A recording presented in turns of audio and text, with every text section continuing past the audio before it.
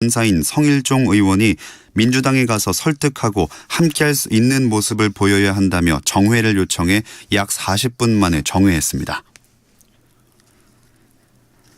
내일 총파업을 예고한 전국 버스 노조들이 오늘 사측과 막판 협상에 들어갑니다. 전국 자동차 노동조합 연맹에 따르면 연맹 소속 9개 지역 버스 노조는 오늘 각 지방노동위원회에서 사측과 최종 협상을 벌입니다. 또 합의가 불발되면 서울 등 8개 노조는 내일부터, 대구 노조는 모레부터 파업에 들어가는데 파업 여부는 이르면 오늘 밤, 늦어도 내일 새벽쯤 확정될 것으로 보입니다. 정호영 보건복지부 장관 후보자 자녀의 경북대학교 의대 편입학 특혜 의혹이 제기된 가운데 교육부는 의대 편입학 관련해 미성년 논문 공저자 전수조사 계획은 없다고 밝혔습니다. 신문규 교육부 대학학술정책관은 오늘 구체적인 사실관계가 확인되지 않은 상황에서 편입 전형과 관련한 적법성 여부 조사는 한계가 있다며 이같이 답했습니다. 교수들이 자신이나 동료 교수의 미성년 자녀를 논문 공저자로 끼워 넣는 이른바 미성년 공저자 끼워 넣기 사례가 90여 건 적발됐습니다. 교육부는 지난 2007년부터 2018년까지 발표된 연구물 가운데 미성년자가 공저자로 등록된 1000여 건을 조사해 미성년 공저자 끼워 넣기를 96건 적발했으며 관련 교원 3명이 중징계 처분을 받고 5명의 입학이 취소됐다고 밝혔습니다. 입학이 취소된 이들은 강원대 1명, 전북대 2명, 고려대 2명으로 조국 전 법무부 장관 딸 조민 씨와 이병천 서울대 교수의 아들이 포함됐습니다. 지하철 출근길 시위와 관련해 전국 장애인 차별철폐연대 관계자가 경찰에 출석해 조사를 받고 있습니다. 서울 해화경찰서는 오늘 오전 전장현의 박경석 대표를 불러 지하철 교통을 방해한 혐의에 대해 조사하고 있습니다. 박 대표는 지난해 2월과 3월, 6월 등 3차례에 걸쳐 서울의 지하철역에서 장애인 이동권 보장을 촉구하는 시위를 주도하며 교통을 방해한 혐의를 받고 있습니다. 서울시설공단은 강변북로와 올림픽대로 등 자동차 전용도로 8개 노선에 설치된 교통정보 수집용 영상장비를 세척하기 위해서 일부 구간의 교통이 부분 통제된다고 밝혔습니다. 오늘부터 내일까지는 강변북로 일대에서 세척 작업이 진행되고 27일에는 올림픽대로와 노들로, 28일엔 내부순환로, 29일에는 북부간선로와 동부간선로, 그리고 다음 달 2일엔 경부고속도로와 강남순환로에서 작업이 진행됩니다. 정부가 발달장애인의 재산관리와 사용을 돕는 사업을 시행합니다. 보건복지부와 국민연금공단은 만 19살 이상 발달장애인 120명의 재산관리와 사용 지원을 위한 시범사업을 다음 달부터 시작합니다. 이번 사업은 국민연금공단이 당사자나 부모 등과 위탁자 간 신탁 계약을 체결해 발달장애인의 재산을 관리하고 계약에 따라 신탁 배분금을 직접 지급하는 방식입니다.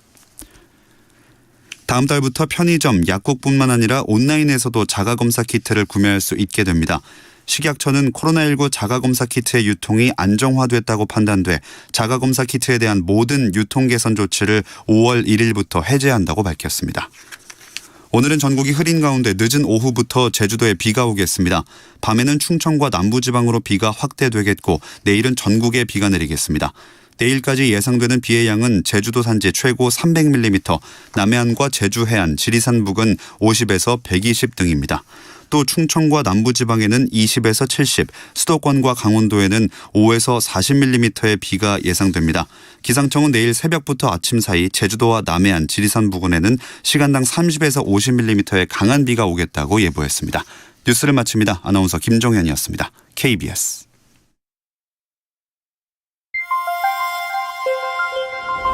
대한민국 중심 채널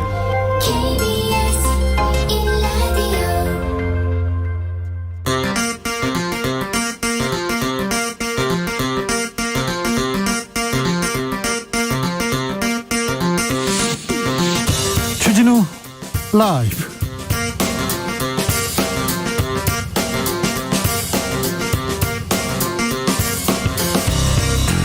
2022년 4월 25일 월요일입니다. 안녕하십니까, 주진우입니다. 윤석열 정부 첫 내각 인사청문회 시작부터 난항입니다. 한덕수 국무총리 후보자 선서도 못하고 청문회는 39분 만에 파행됐습니다. 오늘은 산회했고요. 내일 오전 10시부터 재개한다고 합니다. 민주당과 정의당이 자료 제출이 부실해서 제대로 검증할 수 없다면서 청문회 연기를 요청한 바 있는데요.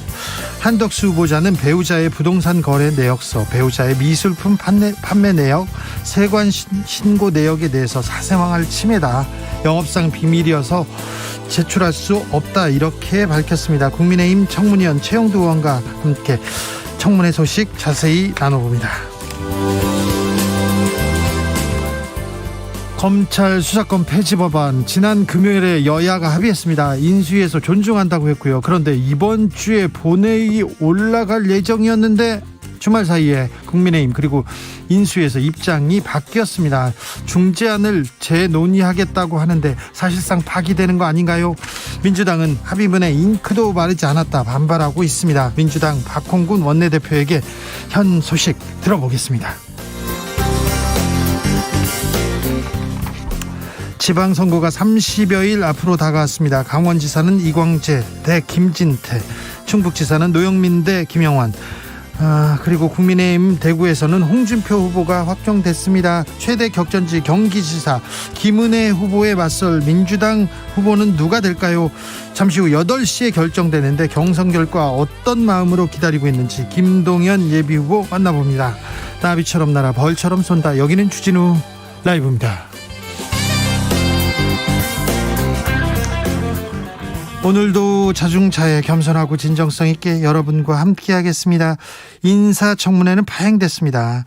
그리고 국회에서 또 다른 소식도 들려옵니다. 지난주에 검찰개혁안 합의됐다. 어찌됐든 합의돼서 다행이다. 국회에서 합의하는 모습 봐서 좋다는 그런 청취자의 의견 보내드렸는데요. 네.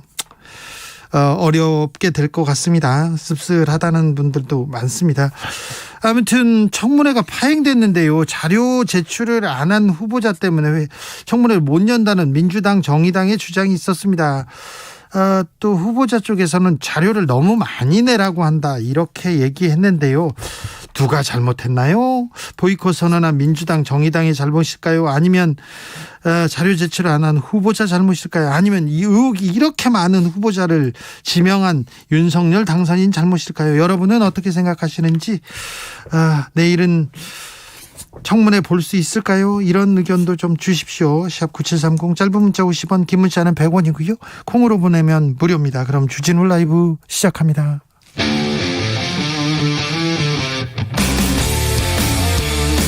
탐사보도 외길 인생 20년. 주 기자가 제일 싫어하는 것은?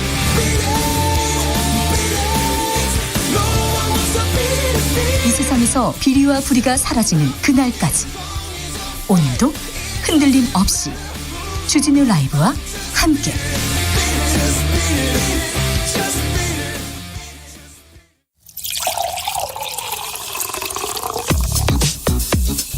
진짜 중요한 뉴스면 쭉 뽑아냈습니다. 주스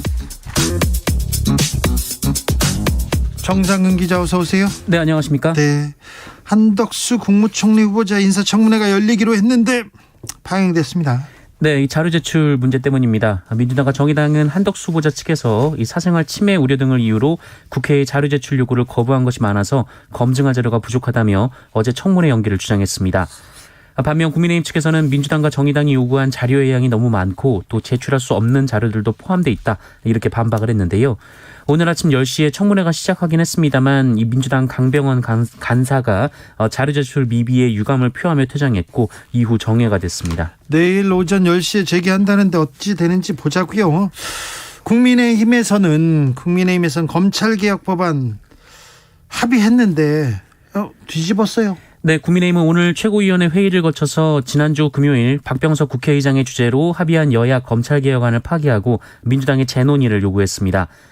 이준석 대표는 국회의장 중재안 중에서 이 선거범죄, 공직자범죄에 대해 미흡한 부분과 관련해서 국민의 우려를 확인했다라며 이를 바탕으로 재논의하자는 것이 최고위의 공통 의견이라고 밝혔습니다. 국민의 우려를 확인한 게 아니라 한동훈 후보자의 우려를 확인한 거 아닙니까? 네, 이준석 대표는 앞서 한동훈 법무부 장관 후보자 청문회에서 이 문제를 논의하는 게 옳다라고 주장한 바 있습니다. 윤석열 당선인 측에서는요, 뭐라고 합니까? 네, 지난주 금요일 합의안이 도출됐을 때 윤석열 당선인 측은 국회 합의를 존중한다라는 입장을 밝혔었는데요. 그렇죠. 배현진 당선인 대변인은 오늘 윤석열 당선인은 정치권 전체가 헌법가치 수호와 이 국민 삶을 지키는 정답이 무엇인가를 깊이 고민하고 중지를 모아주기를 당부했다라고 밝혔습니다. 지금 당에서 합의했는데 윤석열 당선인 측에서 지금 거부해서 이렇게 바뀐 건가요? 민주당에서는 뭐라고 합니까? 네, 민주당은 오늘 합의안 입법을 위해 국회 법제사법위원회 소위 심사를 진행하겠다라고 밝혔습니다.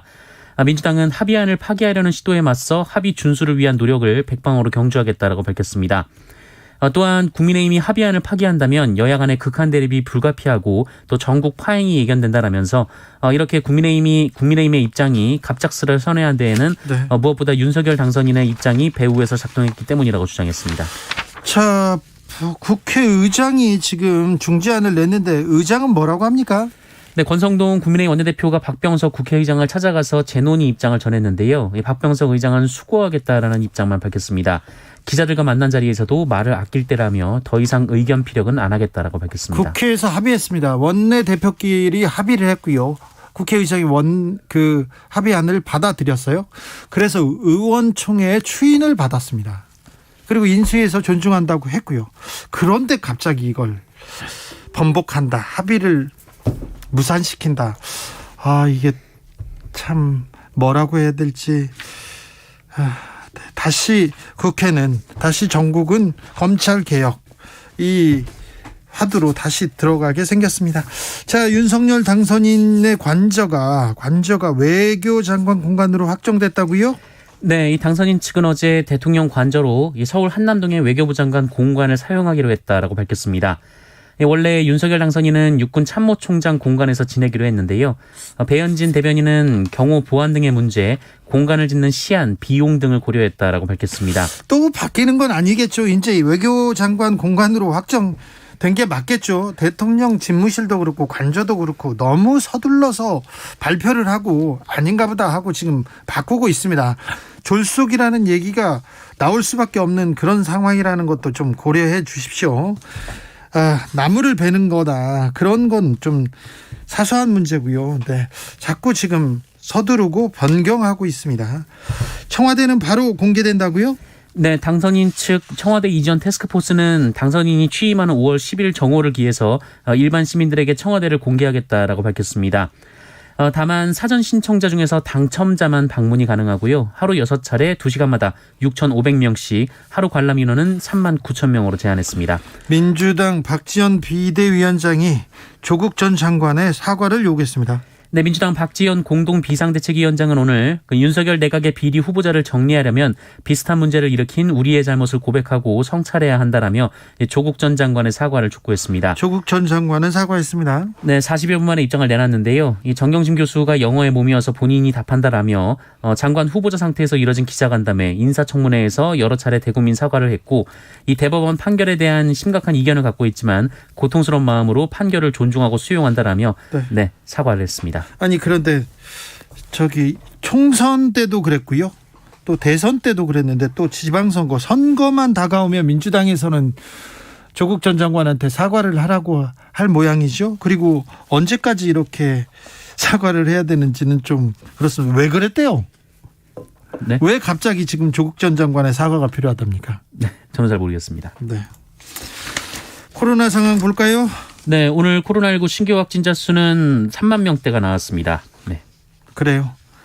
지금 감염병 등급이 한 단계 낮아졌다고요? 네, 오늘부터 코로나19 감염병 등급은 1급에서 2급으로 한 단계 낮아지고요. 이에 따라 일상 회복에도 한 걸음 더 다가가게 됩니다.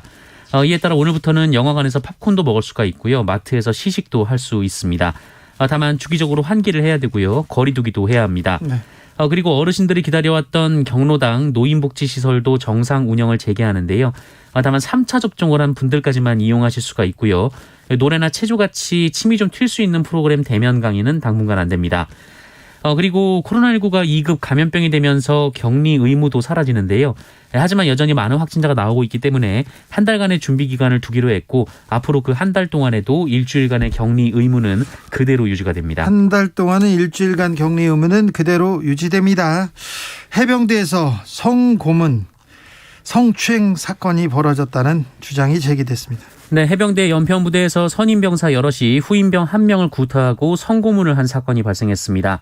군인권센터는 오늘 기자회견을 열고 지난해 12월 입대한 모 일병이 3명의 병장과 상병으로부터 구타를 당했으며 피해자의 신체를 만지고 또 상체의 신체 일부에 빨래 집게를 고준 뒤 손가락으로 튕기거나 이 채모를 자르는 등 성고문을 가했다라고 밝혔습니다. 심지어 이 신체 노출을 강요받기도 했다라고 하는데요. 이 피해자는 부대 간부와 면담을 통해서 이런 사실을 보고했고 이 사안은 김태성 해병대 사령관에게도 보고된 것으로 전해졌습니다. 군은 피해자를 휴가 보내서 분리 조치했고요. 이 피해자는 정신과에서 외상후 스트레스 증후군, 우울증, 불면증 등의 진단을 받았습니다. 이어 가해자를 불구속 수사 후 기소 의견으로 군 검찰에 송치했다라고 하는데요. 가해자는 혐의를 대부분 인정했습니다. 하지만 군인권센터는 이 불구속 수사가 부적절하다라고 지적했는데요. 해병대는 법과 규정에 따라 가해자를 엄정 처리할 예정이라면서 유사 사건이 발생하지 않도록 병영 문화 혁신 활동을 추진하겠다라는 입장을 밝혔습니다. 해병대에서 유사 사건이 재발하지 않도록 하겠다고 하는데 유사 사건이 계속 벌어지고 있습니다. 구타 사건도 계속 해병대에서 나오고 있습니다. 제가 기자 생활할 때 해병대에서 폭행 사건이 있었어요. 잠을 자는 병사의 코를 곤다는 이유로 얼굴을 밟아가지고 얼굴이 멍이 들어서 몇 달 동안 면회를 못 가는, 면회를 받지 못하고 휴가를 못 가는 그런 상황이었는데 피해자의 부모가 찾아왔는데 나중에 다시 찾아왔습니다. 만약에 이게 문제되면 자기 아들이 군 생활을 못하게 된다고. 그래서 결국 맞은 피해자가 잘못한 걸로 하고 끝이 났는데 그 상황을 본 그 가족들, 부모의 마음은 어땠을까? 옆에서 있는 저의 마음도 찢어질 것 같은데. DP라는 드라마가 있습니다. 드라마가 있는데 군에서 모여서 이 작품을 보고 우리가 어디쯤에 서 있는 건가, 어떻게 가야 되는지 좀 고민하는 그런 계기를 좀 만들어야 되겠습니다. 병사 간의 폭행, 고문, 성고문이라뇨. 이런 단어는 사라지게 만들어야 될 거 아닙니까? 안타깝네요. 차량 20여 대를 파손한 남성이 있어요? 네, 어제 아침 서울의 한 아파트 지하 주차장에서 한 20대 남성이 20대가 넘는 차를 둔기로 부숴서 경찰에 붙잡혔습니다. 범행 도구를 한 차례 던지고 유리가 깨지지 않으면 수차례 추가로 범행 도구를 던져서 기어이 유리를 파손했는데요. 특히 이 남성이 범행 대상으로 삼은 것은 외제차 등 고가의 차량으로 모두 26대가 파손이 됐다고 합니다. 신고를 받고 출동한 경찰은 CCTV를 통해 화면 속의 남성이 아파트 입주민인 것을 확인했고 이후 이 남성을 주거지에서 특수재물 손괴 혐의로 체포했습니다. 네, 고급차를 부셨으니까 고급차를 다 배상하게 하고요. 감옥에 가서 반성하게 해야 됩니다. 감옥에 갈지는 모르겠습니다. 일단 배상을 하게 되고요. 네, 범행 경위를 파악해 볼 필요도 없습니다. 일단 배상하게 하면 됩니다. 엄밀하게, 엄중하게. 이은혜와 조연수의 구속영장은 연장됐습니다. 네, 계곡 살인사건 피의자 이은혜와 조연수의 구속기간이 다음 달 5일까지 연장됐습니다. 검찰은 두 사람이 진술 거부권을 행사하는 등 충분한 조사가 제대로 이뤄지지 못해서 보강 수사가 필요하다라고 판단했습니다. 앞서 경찰은 이은혜와 조연수가 남편 윤모 씨의 보험금을 노려서 계곡에서 구조를 할 수 있었음에도 일부러 구하지 않았다라고 보고 부작위에 의한 살인 혐의를 적용했는데요. 검찰은 계획적으로 살인을 의도했다고 보고 일반 살인 혐의를 적용했습니다. 네. 주스 정상근 기자와 함께했습니다. 감사합니다. 고맙습니다. 윤소정님께서 아들이 군대에 있는데요. 이런 뉴스 정말 슬프고 답답해집니다. 네, 이런 뉴스는 이제 보지 말아야 될 텐데, 전하지 말아야 될 텐데, 군대가 휴대전화를 이렇게 병사들한테 지급한 이후로 구타 이런 거, 성추행 이런 거 줄었어요. 많이 줄었는데 아직도 이런 사건이 있습니까? 해병대 명예를 걸고 엄중하게 조사해서 엄중하게 처벌해야 됩니다. 5476님 청문회 하세요. 일단 청문회 해야 잘잘못 가릴 거 아닙니까? 인사청문회 얘기하는군요.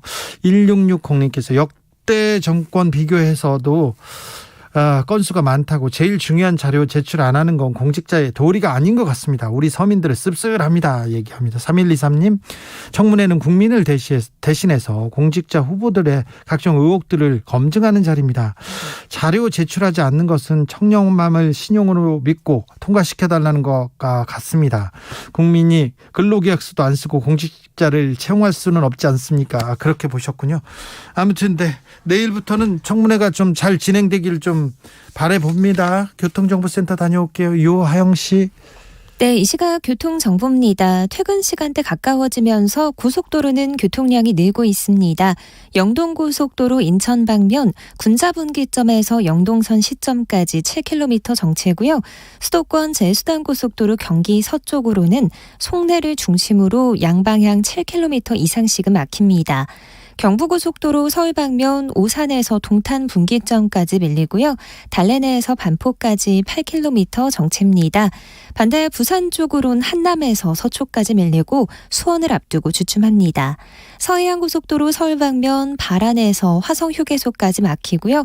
매송과 일직 분기점에서 짧게 속도를 줄입니다. KBS 교통정보센터였습니다.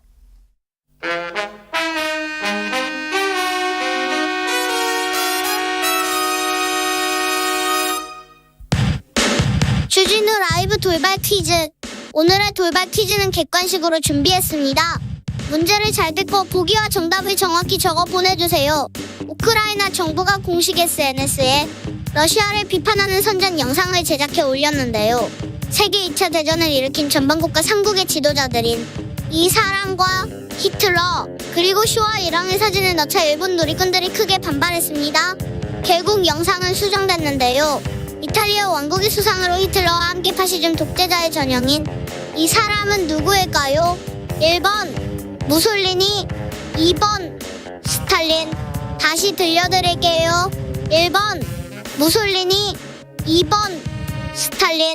샵9730 짧은 문자 50원, 긴 문자는 100원입니다. 지금부터 정답 보내주시는 분들 중 추첨을 통해 햄버거 쿠폰 드리겠습니다. 주진우 라이브 돌발 퀴즈 내일 또 만나요.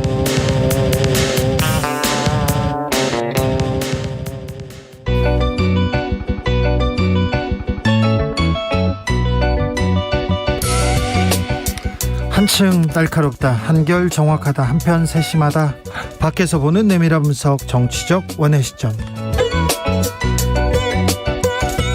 오늘의 정치권 상황 원회에서 더 정확하게 분석해드립니다. 최민희 전 더불어민주당 의원 어서 오세요. 안녕하세요. 불굴의 희망 최민희입니다. 그리고 김용남 수원시장 국민의힘 후보 어서 오세요. 네, 안녕하세요. 호기심 천국 김용남입니다. 호기심 천국 김용남 의원께서는 그러니까 후보가 되셨어요? 예, 지난 토요일 날 공천이 확정됐습니다. 네, 축하드립니다. 감사합니다. 최민희 의원께서는요? 저희는 경선이 시작될 것 같습니다. 근데 네. 더 이상 얘기 안 하겠습니다. 네, 알겠어요. 네. 자, 청문회가 파행됐네요. 내일은 하겠죠. 근데 왜 이렇게 파행됐습니까? 그래서 자료 제출 문제라고 합니다. 근데 네. 자료 제출인데 저는 자료 제출 요구가 많았다. 이런 국민의힘 주장에 대해서는 자료 제출 요구가 많은 건 그만큼 요구할 자료가 많았다는 거라 국회의원이 자료 제출을 많이 요구한다는 것은 그만큼 입법 활동 혹은 청문 활동을 꼼꼼히 하는 거라 칭찬해야 될 것 같고요. 그런데 핵심.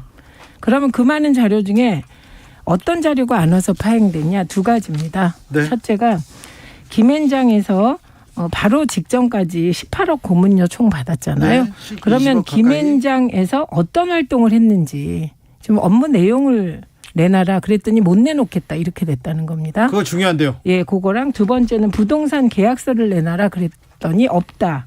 그래서 부동산 정보원이 있지 않습니까? 그러면 부동산 정보원에 있는 기록을 보겠다고 했더니 개인정보 미동의로. 예. 그래서 부동산 정보원에서는 본인이 동의하지 않아서 자료를 줄 수 없다. 이 두 가지가 핵심이더라고요. 이건 줘야죠, 김용남 의원님. 일단 부동산 계약서 내놓으라는 거 중엔 40년 전에 이루어진 부동산 계약에 대한 계약서 찾아내라는 내용도 있고요. 그리고 김앤장의 지금 4년 6개월 정도 근무를 했는데 최근에 네. 5년 가까이 근무했는데 5년 동안 뭘 했는지 적어내라는 게 그게 가능한 요구인가요? 그리고 40년 전은 어려워도 4년 동안 5년 동안은 그건 가능한 거 아닙니까? 5년 동안 뭘 했는지를 어떻게 다 적어내요? 아니 무슨 큰 일을 어찌 했는지는 물어볼 수 있지 않습니까? 물어봐야죠. 당신 글쎄요. 거기서 1년에 5억씩 받았는데 그거 뭐 하면서 받았어? 뭘 했는데 이건 물어봐야 될 거 아닙니까? 국민 입장으로 궁금한데요. 그리고 전체적인 지금 자료 요청 건수가 여타 후보 그러니까 지금 문재인 정부에서 그 인사청문회에 나왔던 후보자들이 요청받은 자료 요구량의 대략 4배 내지 5배를 요구를 했어요. 민주당에서. 네. 이걸 어떻게 다 준비를 해요? 그리고 자료 제출에 대해서 매우 미흡했던 그 후보자들 예를 들어서 박영선 중소기업 벤처부 장관 후보자 같은 경우에도 청문회 그냥 했거든요. 자료 안 내놨어요. 저기요. 박영선 후보도 그때 대부분. 저는 지금은 윤석열 내각 검증의 시간입니다. 과거 어쩌고 저쩌고는 해봐야 별로 뭐 과거의 일이라 누구에게도 득되지 않는다. 그러니까 이렇게 내로남불이죠. 생각하고요.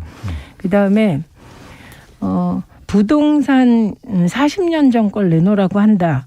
없으면 못 내놓는 거죠. 네. 그런데 부동산 정보원이 가지고 있는 한덕수 후보자 관련된 부동산 관련한 정보는 본인이 동의만 하면 그건 받을 수 있는 거거든요. 그래서 부동산 정보원에 개인정보 미동의 하시지 말고 그냥 동의하시는 게 한덕수 내정자의 도리인 것 같습니다. 그리고 저는 언론에서 2~3배라고 했는데 또 4~5배로 는 것 같은데 어쨌든 2~3배이건 4~5배이건 의혹이 많으면 자료 제출 요청도 많은 건데요.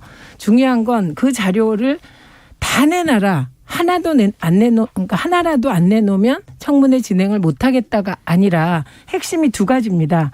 김앤장에서 어떤 활동을 하고 무려 1년에 5억 가까이의 정관 예우를 받으셨나 요거에 대한 자료를 민주당이 내놓으라는 거고요. 그게 일지를 내놓으라는 게 아니고요.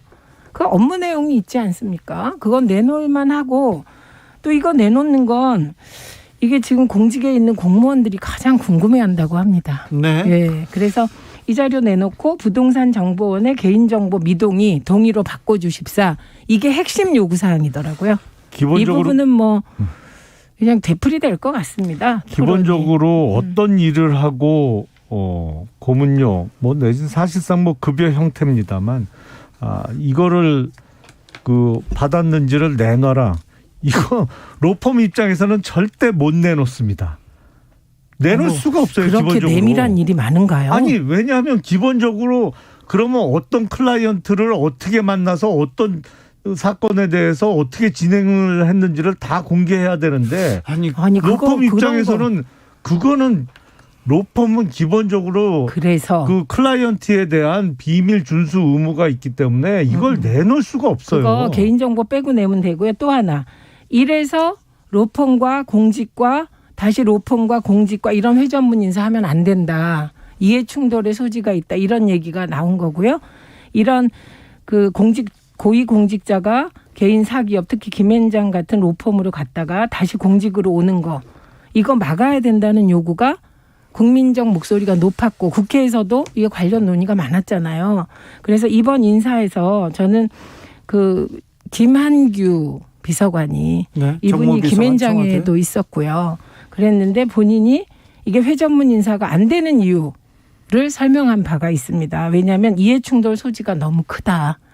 왜냐하면 한덕수 내정자가 국무총리가 됐다고 합시다. 그런데 김앤장이 예를 들면 정부와 관련된 어떤 소송을 했다고 칩시다. 그럼 이분은 과거에 김앤장에서 1년에 5억 내외에 이거 뭐라고 이게 활동비인가요? 뭔가요? 어쨌든 고문료. 예, 고문료를 받았습니다. 그런데 청탁이 들어왔을 때 이해충돌 소지가 없겠느냐. 저는 있을 거라고 봅니다. 그래서 이 회전문 인사 문제라고 생각합니다. 노무현 정부 때도 김앤장 출신들이 청와대에도 많이 근무하고 많이 등용이 됐고요. 지금 문재인 정부 들어서는 김앤장에만 변호사 있는 거 아니거든요. 정부 각종 요직에 민변 출신들이 얼마나 많이 들어가 있어요. 그리고 헌법재판관이나 대법관 출신 중에도 우리법 연구회를 거쳐서 민변 활동하다가 간 사람들이 대부분이고, 근데 그러면 김앤장만 그러면 클라이언트에 대한 비밀 준수 의무가 있느냐? 마찬가지거든요. 변호사는 이제 다 민변은 있어요. 사회단체고요. 김영남 김앤장은 의원님. 영리단체입니다. 하나만 물어볼게요. 민변은 이익단체입니다. 사실은. 아니, 그거 함부로 민변은 말씀하시면 안 돼. 권력단체고 자, 이익단체입니다. 김영남 의원님 하나 질문요. 김영남 의원님은 공직에 있대 의원을 안 했을 때 네. 로펌에 안 가셨죠? 저는 로펌을 제가 차렸습니다. 아 그러셨어요? 그리고 로펌에 안 가셨고 어디 뭐 사회이사 이런 거 안 지내셨죠? 안 시켜줘서 못했습니다. 네. 그러니까 그리고- 청렴하신 거예요. 그렇죠. 예. 그리고 또 그 로펌에 가서 이름만 걸면 예. 굉장히 쉽게 돈을 벌 수도 있는데 그거 안 하셨잖아요. 그리고 방송 나오는 거 이거 돈도 거의 안 주는데 일부러 나와가지고 얘기해주고 그러는 거잖아요. 근데 말 나온 김에 로펌 안 좀 갔어요. 출연료 좀 올려주세요. 예, 제가 요거 하나는 꼭 말씀드리고 싶은데 민변이나 우리법 연구회가 예를 들면 어떤 사안에 대해서 자신의 소신을 가질 수 있습니다. 이런 민변이나 우리법 연구회와 김앤장을 동격으로 놓고 비교하는 것은 그건 정말 그 논리적으로 맞지 않고 이건 좀 억지였어요. 예, 김영남 아니, 의원님. 이건 억지입니다. 민변은 훨씬 센 권력 단체였죠. 사실상 아니, 그 권력- 이 문재인 정부 잠깐만요. 하에서는 적어도 권력 단체라는 말은 그거는 예를 들면 저는 왜곡된 잘못된 비판의 하나로 인정합니다. 그냥 생각으로. 그러나 사실관계가 민변이 그래요. 아니요. 민변 자체가 이익 단체라든가 기업이 아니잖아요. 그런데 김앤장은 로펌으로 영리를 추구하는 곳입니다. 그래서 이해충돌 여지를 얘기할 수 있는 거고 민변이나 우리법 연구회는 이거는 뭐 사회단체이기 때문에 이거를 동격으로 놓고 비교하는 건 논리적으로 큰 오류다. 요건 정리하고 넘어가겠습니다. 조성빈님께서 문재인 정권이 잘못했다면 윤석열 정권은 그러지 말아야죠. 너희가 그랬으니 우리도 그래보겠다 이건 아니죠. 비난한 만큼 달라져야 국민한테 제대로 평가받을 것 아닙니까? 얘기하시고요. 구민정님께서는 일반 개인도 인터넷 사이트 하나 가입해도 개인정보 동의해야 승인 납니다. 당연히 개인정보 동의해야 하는 거 아닌가요? 이런 얘기했습니다. 내일부터 청문회가 뭐 잘 되겠죠. 그리고 뭐 로펌에서 그리고 어디에서 돈을 받았을 때는 어떤 일을 했는지 그것도 밝혀져야겠죠. 그건 국민들이 궁금해하는 거는 또 맞습니다. 자, 넘어가겠습니다. 박병석 국회의장 중재로 검찰 수사권 폐지 법안이 중재안이 받아들여가지고 의원들이 뭐 총회에서 박수치고 추인했어요. 원내대표 합의 끝났고 그런데 주말 새에 갑자기 백지화되고 있습니다. 요거 어떻게 된 겁니까, 김영남 의원님? 사실은 이 합의를 한 권성동 원내대표가 저하고는 개인적으로 인연이 깊어요. 깊죠. 뭐 검사 선후배에다가 지금 아니 그냥 선후배도 아니고 20년 전에 광주지검에 근무할 때 제가 그 부의 수석 검사였는데 바로 제 위에 소속 부장이었어요. 아, 그래요? 예. 권성동 당시 부장검사 바로 밑에 제가 수석 검사를 했거든요. 그것뿐만 아니라 19대 국회에 있을 때 같은 환노위에 있으면서 상임위가 갔다 보니까 상임위도 바로 옆자리, 본회의장도 바로 옆자리. 뭐 그래서 제가 모르는 거 있으면 많이 여쭤보고 했는데 대부분 저하고 의견이 일치를 했어요. 네. 그래서 그때 소위 김영란법이 본회의장에 올라왔을 때 딱 4명이 반대표를 던졌거든요. 나머지 다 찬성하고 그 4명 중에 2명이 저하고 당시 권성동 의원이었습니다. 네.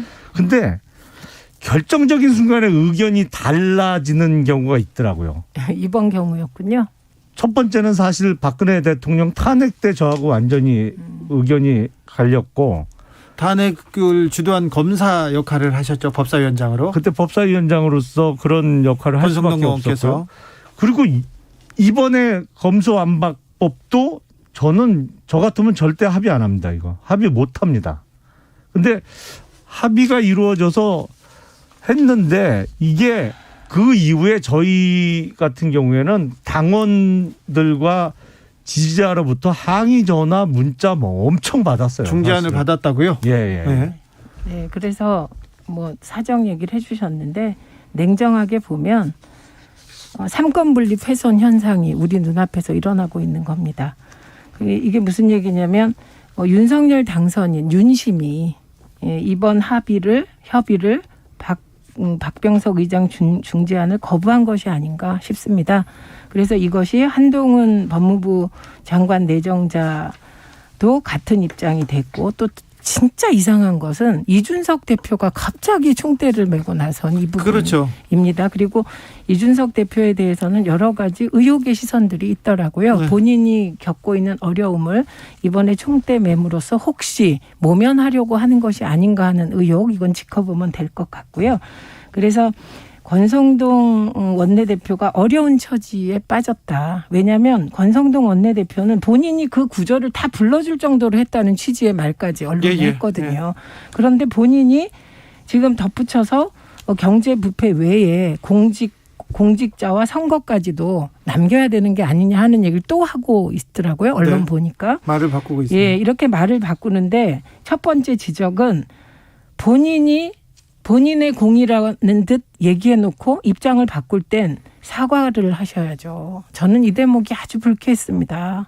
사과하셔야 되는데 그것 없이 그냥 해도 되는 것처럼 또 말을 바꾼 거. 두 번째는 그러면 윤심은 왜 이렇게 늦게 두둥 떴나. 왜냐하면 그 권성동 원내대표는 윤핵관 핵심인데 네.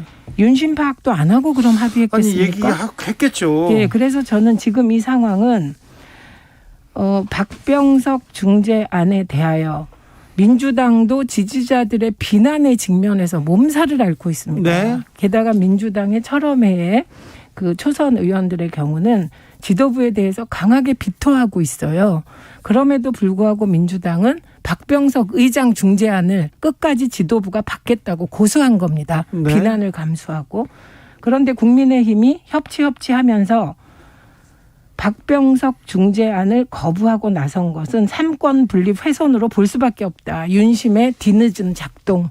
사실 이거는 윤심하고 아무 상관없어요. 제가 아닙니다. 오늘 입장을 밝혔습니다. 민심을 반영한 겁니다. 그러니까 민심을 세세하게 미처 파악을 못한 거예요. 이거에 대한 역풍이 얼마나 셀지를, 특히 핵심 지지층 당원들의 반발이 얼마나 셀지를 이 정도 수위가 높을 거라고는 예상을 못한 것 같아요. 그리고 김영남님, 검찰 개혁에 대해서 국민들이 관심이 없다면서요. 민심하고 상관이 없다면서요. 지난번에 그러셨어요. 민주당이 지금 밀어붙이게 한다고 그러셨어요 지금. 아니 민주당이 밀어붙이는 거는 검찰 개혁이 아니고 검찰 개혁이라고 제가 매번 말씀을 드리잖아요. 이게 어떻게 무슨 검찰 개혁하고 뭔 상관이 있어요? 아니 사실은 그리고 의총에서 왜 이거 의총에서 추인하셨냐고요. 그러니까 민심 파악을 못한 거라니까요. 그러면 다들. 민심 파악 못한 데 대해서 먼저 진솔한 사과하고 이미 사과를 했습니다. 사실은 박병석 의장께 사과를 해야지. 뭐 개인적으로 사과는 뭐 따로 드릴지 모르겠습니다. 됩니까, 공개적으로 지금 이미 태도가. 사과를 여러 번 드렸고요. 사실은 이렇게 검찰 수사권을 없애는 법안을 국회에서 통과시키는 건 입법 독재예요. 이거 상식적으로 맞지 않습니다. 의원님, 절대로. 입법 독재가 뭡니까? 국회가 법 만드는 게 입법 독재입니까? 법도 그 내용에 있어서 상식에 부합해야 되는 거고 우리 헌법 체계에 맞아야 되는 거죠. 국회에서 국회의원이라고 마음대로 법을 통과시키는 것 자체가 입법 독재예요. 이거는. 이 삼권 분립 훼손성 발언을 마구 남발하십니다. 여야 합의로 원내대표가 합의를 하고 의원총회에서 추인을 했잖아요. 그 내용 자체가 문제라니까요. 합의된 내용 자체가 헌법 위반이에요, 사실은. 자, 그러면 이거는. 그럼 국민의힘도 헌법 위반을 했고 민주당도 헌법 위반을 같이 한 거네요. 아직 통과는 안 시켰으니까 네. 위반할 뻔한 거죠. 둘 다 국민의힘도. 예. 그래서 저는 정치가 이렇기 때문에 국민의 외면을 받는다고 생각합니다. 네. 그리고 그동안에 협치하던 언론은 다 뭐 하고 있습니까? 저는 박병석 의장의 중재안은 네. 여야가 한 발씩 양보해서 네. 양당 지지자들의 반발을 무릅쓰고 네. 협치 정신을 발휘해서 지금 이 시점 타협안을 만든 거라고 생각합니다. 그런데 그 타협안을 여야가 의총에서 추인까지 해놓고 윤석열 당선 윤심이 뒤늦게 작동했는지 한동훈 법무부 장관이 반대하고 나서고 검찰이 반발하자 갑자기 곧 여당이 모든 걸 백지하고 나서면 그건 협치를 짓밟는 것이며 윤심이 직접 작동돼서 국회의 입법권을 무시하는 것으로 삼권 분립 훼손이라고 왜 언론이 말하지 않는지 정말 언론에 묻고 싶습니다. 제가 지난주에 말씀드린 내용이 뭐냐면 이렇게 검찰 수사권을 완전히 박탈하거나 뭐 1년 6개월 후에 박탈하나 뭐 4개월 후에 박탈하나 결국에는 없어지는 건데 그렇게 되면 가장 큰 수혜자는 누구냐? 1번 이미 큰 죄를 저지른 사람이에요. 그리고 그다음 수혜자가 누구냐? 2번은 앞으로 큰 죄를 저지를 가능성이 많은 사람들입니다. 그럼 그 1번은 지금 이미 집권 세력이었던 민주당이 되는 거고 2번은 누구냐? 앞으로 곧 보름 있으면 집권 세력이 되는 국민의힘인 거예요. 그러니까 이거는 여야 합의 협치의 문제가 아니고 야합이라는 그 생각이 들 수밖에 없는 그러니까 내용이에요. 저 말씀은 네. 대한민국의 수사는 오직 검사가 해야 된다는 검사 중심주의 말씀입니다. 아니죠. 경찰과 검찰이 경쟁해야죠. 아니, 어느 들어보세요. 한쪽에만 몰아줄 필요도 없고 아니, 거기에 그래서 어느 잠깐만요. 한쪽에만 의존할 그래서, 이유도 없습니다. 아니, 의원님 저 얘기 좀 하게요. 그래서 경제와 부패는 다시 검사들에게 검찰에 놔둔 겁니다. 그래서 저는 대한민국 경찰도 그다음에 대한민국 검찰도 대한민국의 사법기관의 하나이기 때문에 이것은 지금 이 시점에서는 검찰이 가지고 있는 막강한 권한을 제3의 기관으로 분리 이게 나누는 것이 그게 국민 인권을 보호하는데 훨씬 더 유익하다고 생각합니다. 그런데 중요한 것은 지금은 절차상의 문제를 상권 분립 훼손을 지금 곧 여당이 될 국민의힘과 윤석열 당선인께서 하고 계신 겁니다. 삼권 분립을 훼손해서는 안 되죠. 삼권 분립 훼손하고 뭔 관계가 당연하죠. 있죠? 국회가 여야가 합의해서 의장이 나서서 만든 중재안을 이거를 갑자기 일방적으로 지금 인수위 그다음에 한동훈 내정자 네. 게다가 오늘은 윤 당선인도 한 말씀 하셨더라고요. 예. 나서서 중단시키고 뒤집으려고 하는 것이지 양당 원내대표가 않습니까? 합의했다가 의총에서 부결되거나 아니면 그 이후에 합의가 결렬된 거는 여러 번 있습니다. 아니요. 이미 의총에서 추인됐잖아요. 여러 번 있어요. 의총에서 추인됐잖아요. 이 사안은. 조혜숙님께서 당대당 합의를 한 건데 손바닥 뒤집는 건 무슨 경우인가요? 가족회의도 이렇게 두서없진 않습니다. 얘기했고요. 4988님 권력 싸움 좀 그만하세요. 민생을 위한 정치 좀 해주세요. 김진만님 민심이 이틀 만에 파악되나요? 이렇게도 물어봤습니다. 자, 마지막으로 민주당 비대위에서는 조국 사과하라 이런 얘기가 나왔습니다. 어떻게 보셨어요? 이걸 언론이 거두절미하고 조국 사과라고 쓰니까 지금 문제가 되는데 정확하게 박 비대위원장의 워딩은 윤석열 내각을 철저히 검증하기 위해서는 비슷한 일이 있었던 조국 전 장관이 사과해야 된다더라고요. 그리고 40분 만에 조국 장관이 사과했습니다. 근데 제가 말씀드리고 싶은 것은 한덕수 총리 내정자는 총리니까 법무부 장관보다 더 엄격한 잣대로 검증해야 하고요. 우리는 이미 검증 잣대가 있습니다. 조국 전 장관과 그 가족 탈탈 털었듯이 털면 되고 그리고 이번으로 조국 전 장관 가족과 그 조국 장관 소환은 그만했으면 좋겠습니다. 또 다음 선거 때 또 나오겠죠. 그만했으면 좋겠습니다. 김영남 의원님. 글쎄 한덕수 지금 후보자하고 조국 전 장관의 사례는 비교할 수가 없죠. 전혀 공통점도 없고 사안도 전혀 틀린 데다가 지금 김앤장에서 4년 6개월 동안 받은 고문료를 갖고 자꾸 민주당에서 시비를 거시는데 이거는 사실 시비거리가 안 돼요. 그러면 정호영 내정자 털탈 터시고요. 그다음에 딸아들 비리 연관되어 있는 모든 내각 후보를 탈탈 터시고요. 그다음에 조국 전 장관 처음 시작한 권력형 비리라는 매도 그리고 사모펀드 관련 의혹처럼 그 모든 관련 의혹들을 윤석열 내각을 철저하게 검증하는 시간이 정호영 되기를 후보자에 기대합니다. 대해서는 경찰에서 수사를 개시했다고 하니까 수사 이제 하겠죠. 네. 예. 하겠죠? 네. 여기까지 하겠습니다. 최민희, 김용남, 최민희 두 분 고생하셨어요. 네, 고맙습니다. 고맙습니다.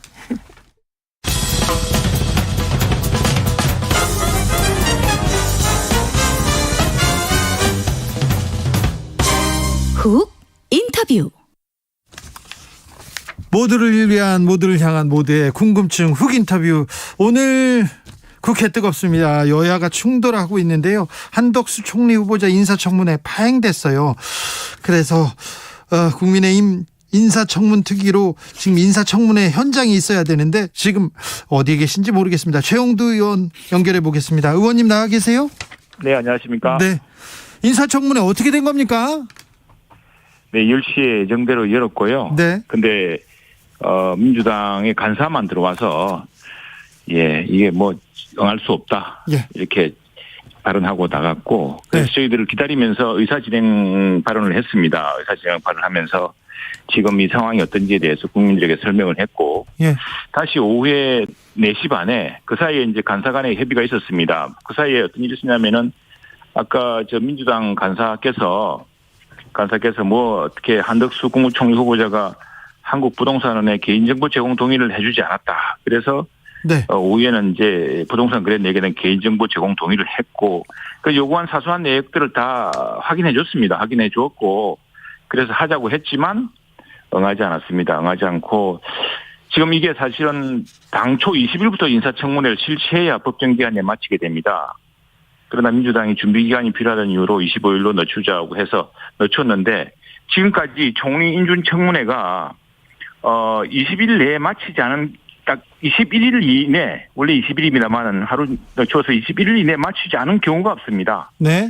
인준 청문회 이후에 물론 그 투표 표결까지 시간이 걸리고 청문 보고서 채택 여부에 대해서는 조금 시간이 걸린 적은 있어도 청문회는 어떤 경우든 21일 내에 마쳤습니다. 그런데 지금 내일까지 나와야 되는데 내일도 나올지 안 나올지 불확실하고 그래서 저희들은 어쨌거나 검증이든 무엇이든 그리고 자료 제출 요구 건수만 하더라도 네. 역대 총리 인준 청문회에 비해서 결코 작지 않습니다. 그런데 지금 뭐 사무관이 됐는데 50년 동안 봉급 명치서를 내라든가 이게 별세한 지 한 시대 이상이 지난 후보 부자 부친 이 1907년에 태어나서 1982년에 돌아가셨습니다.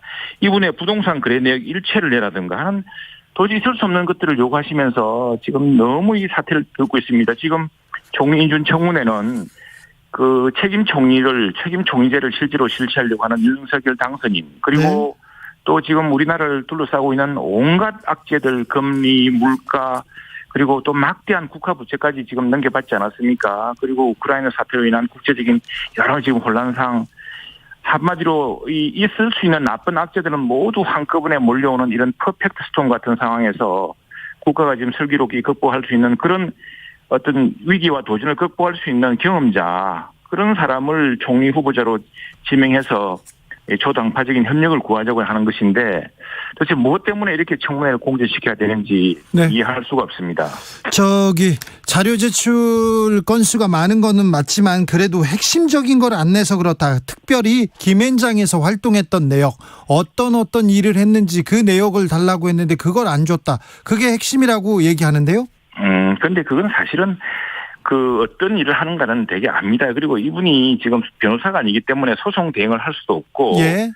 또 개인별적으로 무슨 기업의 인원에 관한 일을 하질 않았습니다. 그리고 이 고용계약서를 달라고 그랬습니다. 고용계약서. 예. 근데 고용계약서는 이게 김앤장에서 제출을 해야 되는 겁니다. 그래서 김앤장에서 제출한다면은 동의하겠다고요. 약속을 했고 그런 것들입니다. 그리고 지금 나중에 다시 다른 분 보겠습니다만 이게 지금 일종의 그 우리나라가 국제 법률 전쟁을 속에 있습니다. 통상이익 많고 해외 투자도 많고 국내외에서 나가는 투자도 많고 또 해외에서 들어오는 투자도 많습니다. 우리 한덕수 총리 후보자는 아시다시피 통상 전문가입니다. 네. 통상국장을 해서 했고 통상교섭본부장 또 그리고 이제 국무총리로서 한미 FTA를 체결하는데 큰 역할을 하셨고 계속 무역과 통상 그리고 경제 성장, 경제 정책에 관여하신 분인데 지금 그런 분이 이제 그 국내외 투자를 했던 기업에 대해서 김앤장에서 이런 자문을 했던 사안이라는 것은 되게 짐작할 수 있는 것이고요. 그게 특별한 다른 내역이 있을 수가 없습니다. 그리고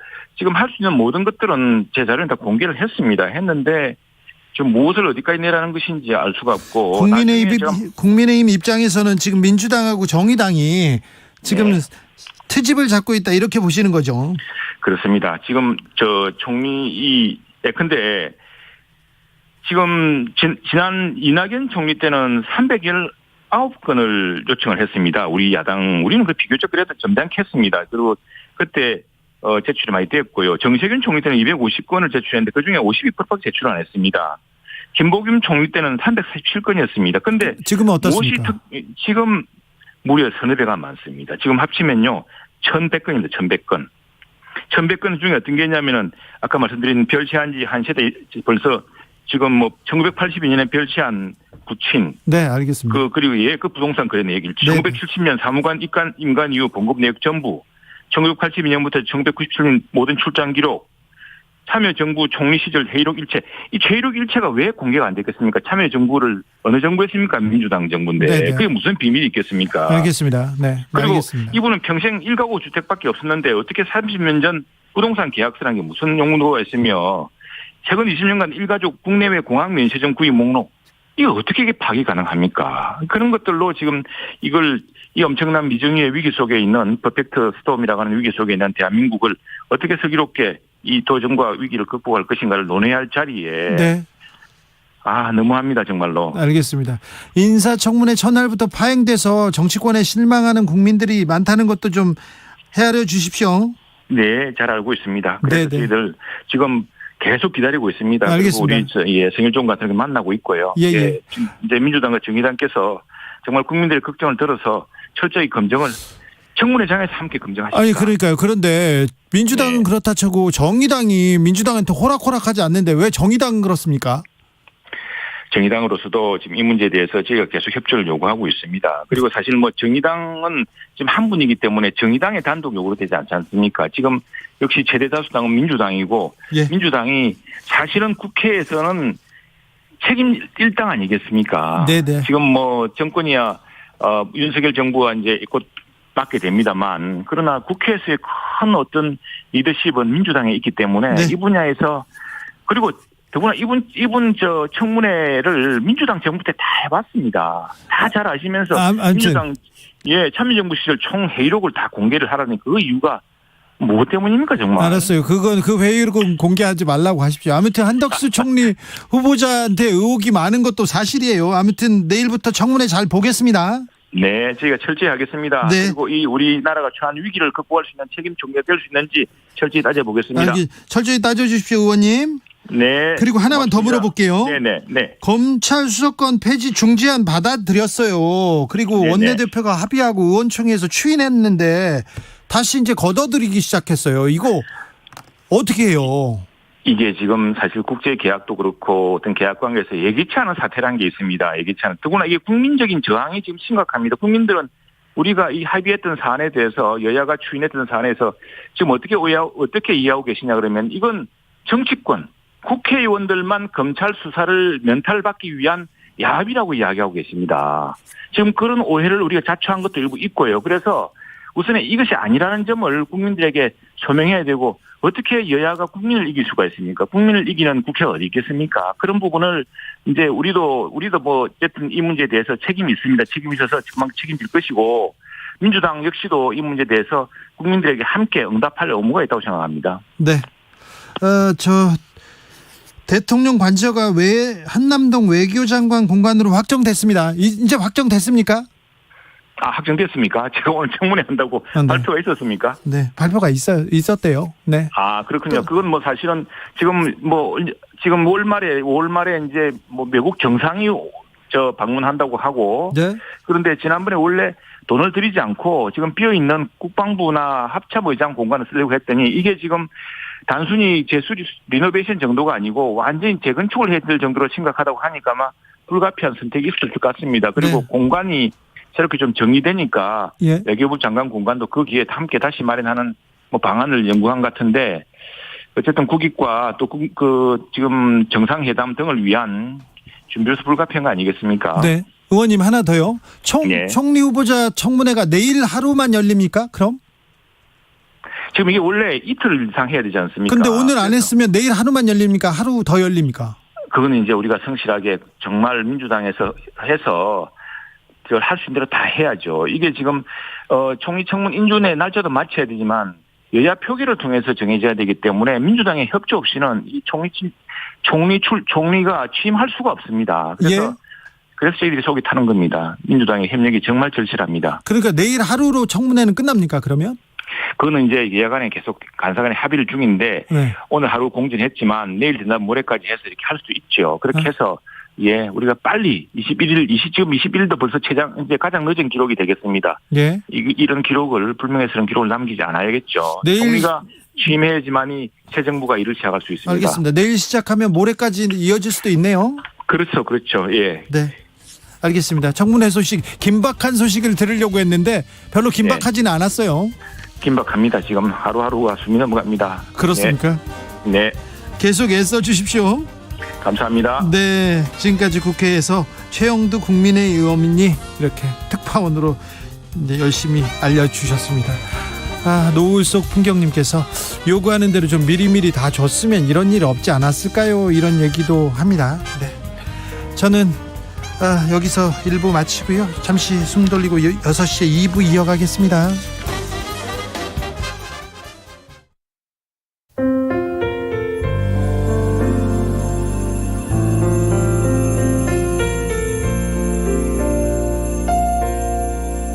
KBS 라디오 연중기획 희망충전 대한민국 479번째 이야기.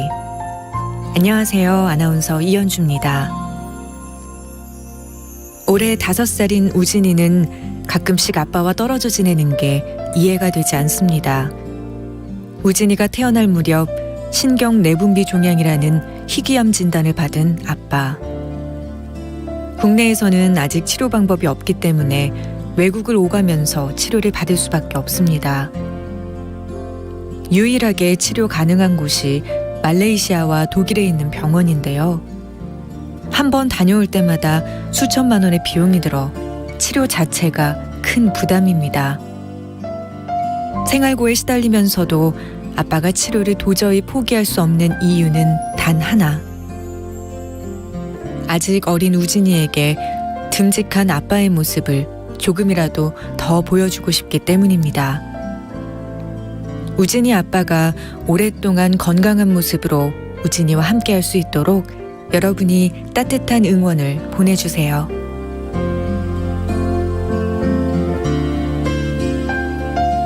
여러분의 따뜻한 손길이 희망의 빛이 됩니다. ARS 060-700-1580 060-700-1580 한 통화 3,000원으로 희망을 선물해 주세요. KBS 라디오 연중기획 희망충전 대한민국은 초록우산 어린이재단, 인탑스 주식회사 그리고 청취자 여러분과 함께합니다. ARS 060-700-1580 한 통화 3,000원입니다.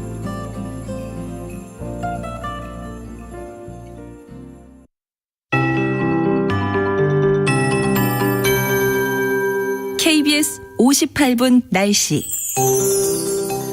오늘 밤부터 내일 오후까지 전국에 비가 오겠습니다. 특히 제주도와 남해안을 중심으로 강하고 많은 비가 내리면서 강풍도 계속될 전망인데요. 내일 낮부터 모레 아침 사이 기온이 크게 떨어지겠고 이후로 다가오는 한 주간 계속 기온은 평년 수준을 이어가면서 활동하기 좋아지겠습니다. 오늘도 좀 더웠는데요. 곳곳에 더위가 이어졌고 내일은 오늘보다 기온이 약간 떨어지는 곳도 있겠지만 서울은 내일도 28도까지 오르는 등 중부지방 중심의 더위가 이어집니다. 이후로 중부지방은 수요일부터 기온이 좀 떨어질 것으로 예상하고 있습니다. 남부지방은 내일 비가 좀 더 오래 지나면서 오늘보다 기온이 내려앉겠습니다. 오늘도 일부 지역 남부지방으로는 30도 안팎의 더위를 보였습니다. 현재 제주 쪽에 비가 시작이 됐습니다. 이제 전남 서해안에도 비가 오겠고요. 저녁에 충청과 그 밖에 전라권 또 밤에는 전국으로 확대된 비 내일 오전 수도권 강원 충남 먼저 그치겠고요. 내일 오후 그 밖의 지역으로 그칩니다. 비는 전남 경남 제주에 집중돼 50에서 120 많은 곳 해안 남해안과 제주 남부 제주 산지 300mm 이상 그 밖에 충청과 남부도 20에서 70 서울과 경기로 올라올수록 5mm 내외로 양이 줄겠습니다. 내일 아침은 전국이 14도에서 18도 분포 내일 낮 기온 서울 28도 등으로 중부지방은 약간 덥겠습니다. 지금 서울 기온 22도입니다. 최영미였습니다.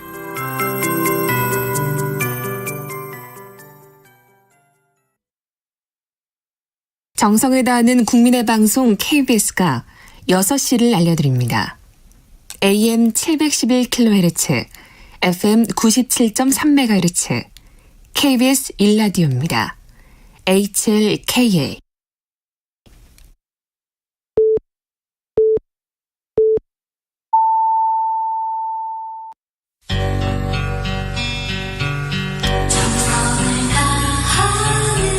정성을 다하는 국민의 방송 KBS 주진우 라이브. 그냥 그렇다고요. 이 시각 라디오 정보센터 뉴스입니다. 코로나19 감염병 등급이 최고 단계인 1급에서 2급으로 낮아졌습니다. 하지만 방역당국은 의료 현장의 혼란을 줄이고 철저한 준비 작업을 위해 코로나19 확진자에 대한 7일 격리 의무를 유지하기로 했습니다. 전국 버스 노조들이 내일 총파업을 예고한 가운데 오늘 사측과 막판 협상을 벌이고 있습니다. 합의가 불발되면 대구를 제외한 8개 노조가 내일 파업에 돌입하고 대구는 모레부터 파업에 들어갑니다. 대통령직 인수위원회가 미래 먹거리 창출이 새 정부의 가장 중요한 역할이라고 밝혔습니다. 안철수 인수위원장은 경제를 회복하려면 자율, 공정, 사회적 안전망 등 3가지가 필요하다고 말했습니다. 이창용 한국은행 총재는 물가 상승, 성장 둔화가 모두 우려되지만 지금까지는 전반적으로 물가가 더 걱정스럽다며 어떤 속도로 기준금리를 올릴지는 데이터가 나오는 것을 보고 금통위원들과 논의하겠다고 밝혔습니다. 지금까지 라디오 정보센터 조진주였습니다.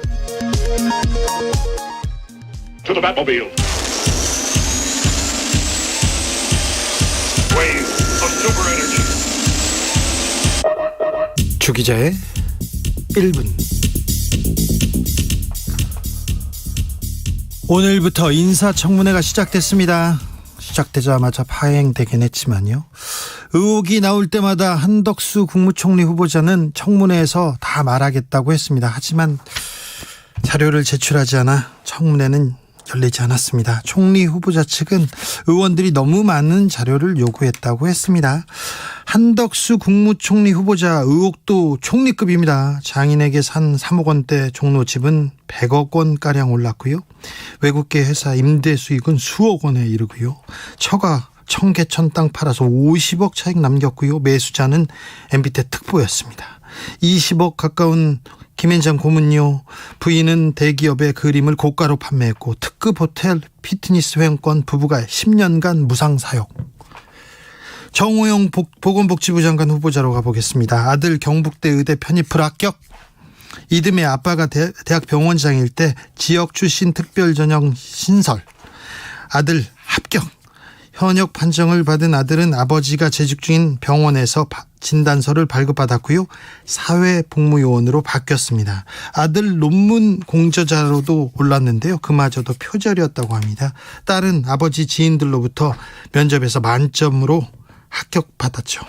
김인철 부총리 겸 교육부 장관 후보자가 한국 풀브라이트 동문회 회장 시절에 딸이 2년간 1억 원대 풀브라이트 장학금 수령했습니다. 박진 외교부 장관 후보자 아들이 이중국적이었어요. 이중국적으로 외국인 학교를 다니다가 카이스트에 진학했습니다. 이후에 해외 도박 사이트를 설립합니다.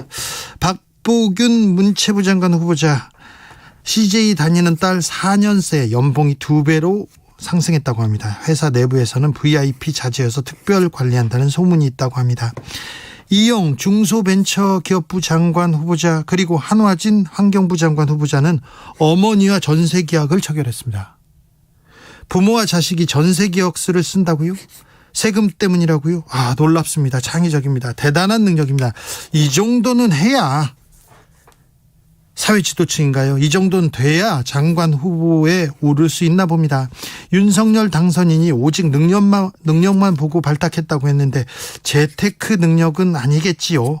이 능력을 부디 국민한테 좀 써주셨으면 감사하겠습니다. 재테크 능력은 좀 배워야 되겠습니다. 그런데요, 장관 후보자들 보면 특혜, 대물림, 각종 찬스 사례가 너무 많습니다. 장관 후보자들이 공정과 상식을 세울 적임자인가요? 아니면 공정과 상식을 해치는 사례를 보여주는 적임자인가요? 지금까지 주기자의 1분이었습니다. 2호 공감, 한 사람을 위한 마음.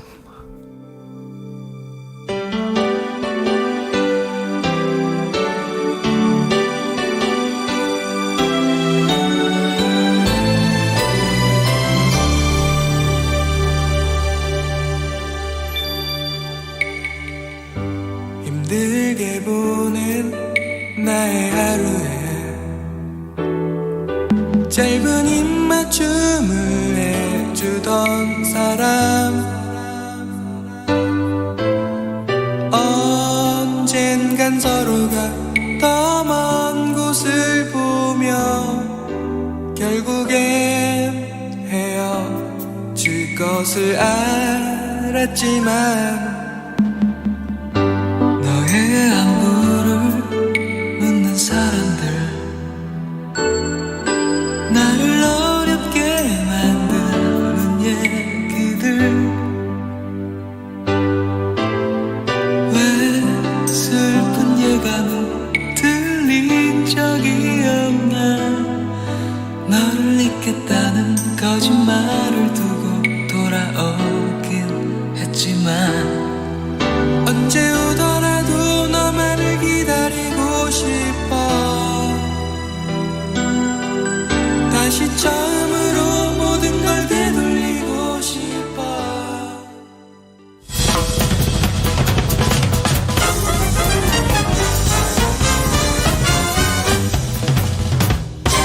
훅 인터뷰. 훅 인터뷰 이어가겠습니다. 지난 금요일이었습니다. 검찰 수사권 폐지 법안 국회의장표 중재안이 나왔습니다. 박홍근, 권성동 여야 원내대표 합의했고요. 국회의장과 웃으면서 손잡고 사진도 찍었습니다. 의원총회에서도 다 추인을 받았다고 했는데 윤석열 인수위에 대해서도 존중한다고 했는데 그런데 주말 사이에 기류가 바뀝니다.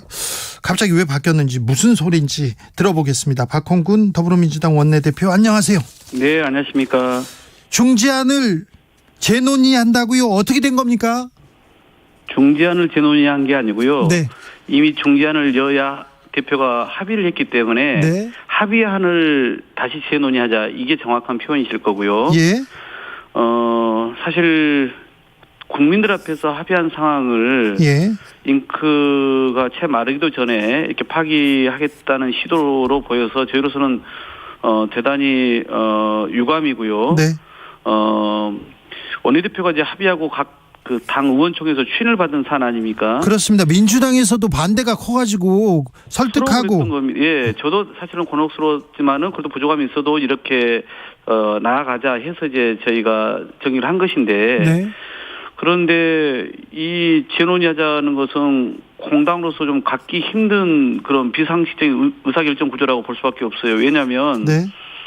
국회의장, 입법부의 수장인 국회의장이 최종적인 중재안을 마련해서 양당 의총을 통해서 추인을 받았기 때문에 예. 이건 입법부의 최종적인 결정입니다. 여기에 대해서 아직 대통령도 되시지 않은 당선인과 인수위원회가 이런 국회의 이 합의 사항을 정면으로 뒤집는 격이란 말이죠. 네.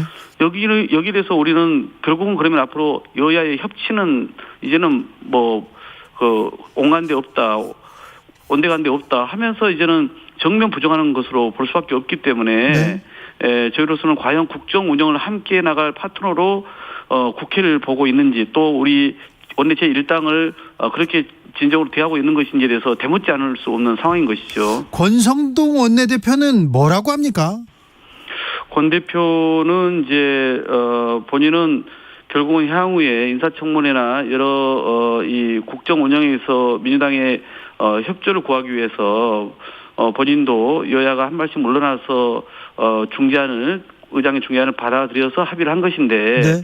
당내에 또는 그 인수위 등의 그런 반발이 생각보다 커서 몹시 좀 곤혹스러운 상황이다. 이렇게 아니 그런데 하죠. 처음에는 당내에서도 의원총회에서 추인을 받았고요. 거기다가 그러게요. 또 인수위에서도 존중한다는 얘기를 들었지 않습니까? 그러게요. 근데 이틀 만에 뭐가 어떻게 된 거예요?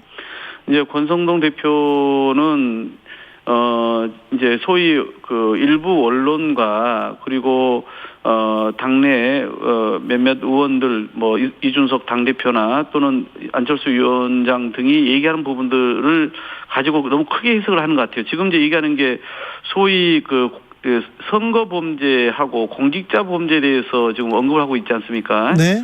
그런데 제가 아까 이렇게 권성동 대표께 말씀을 드렸습니다.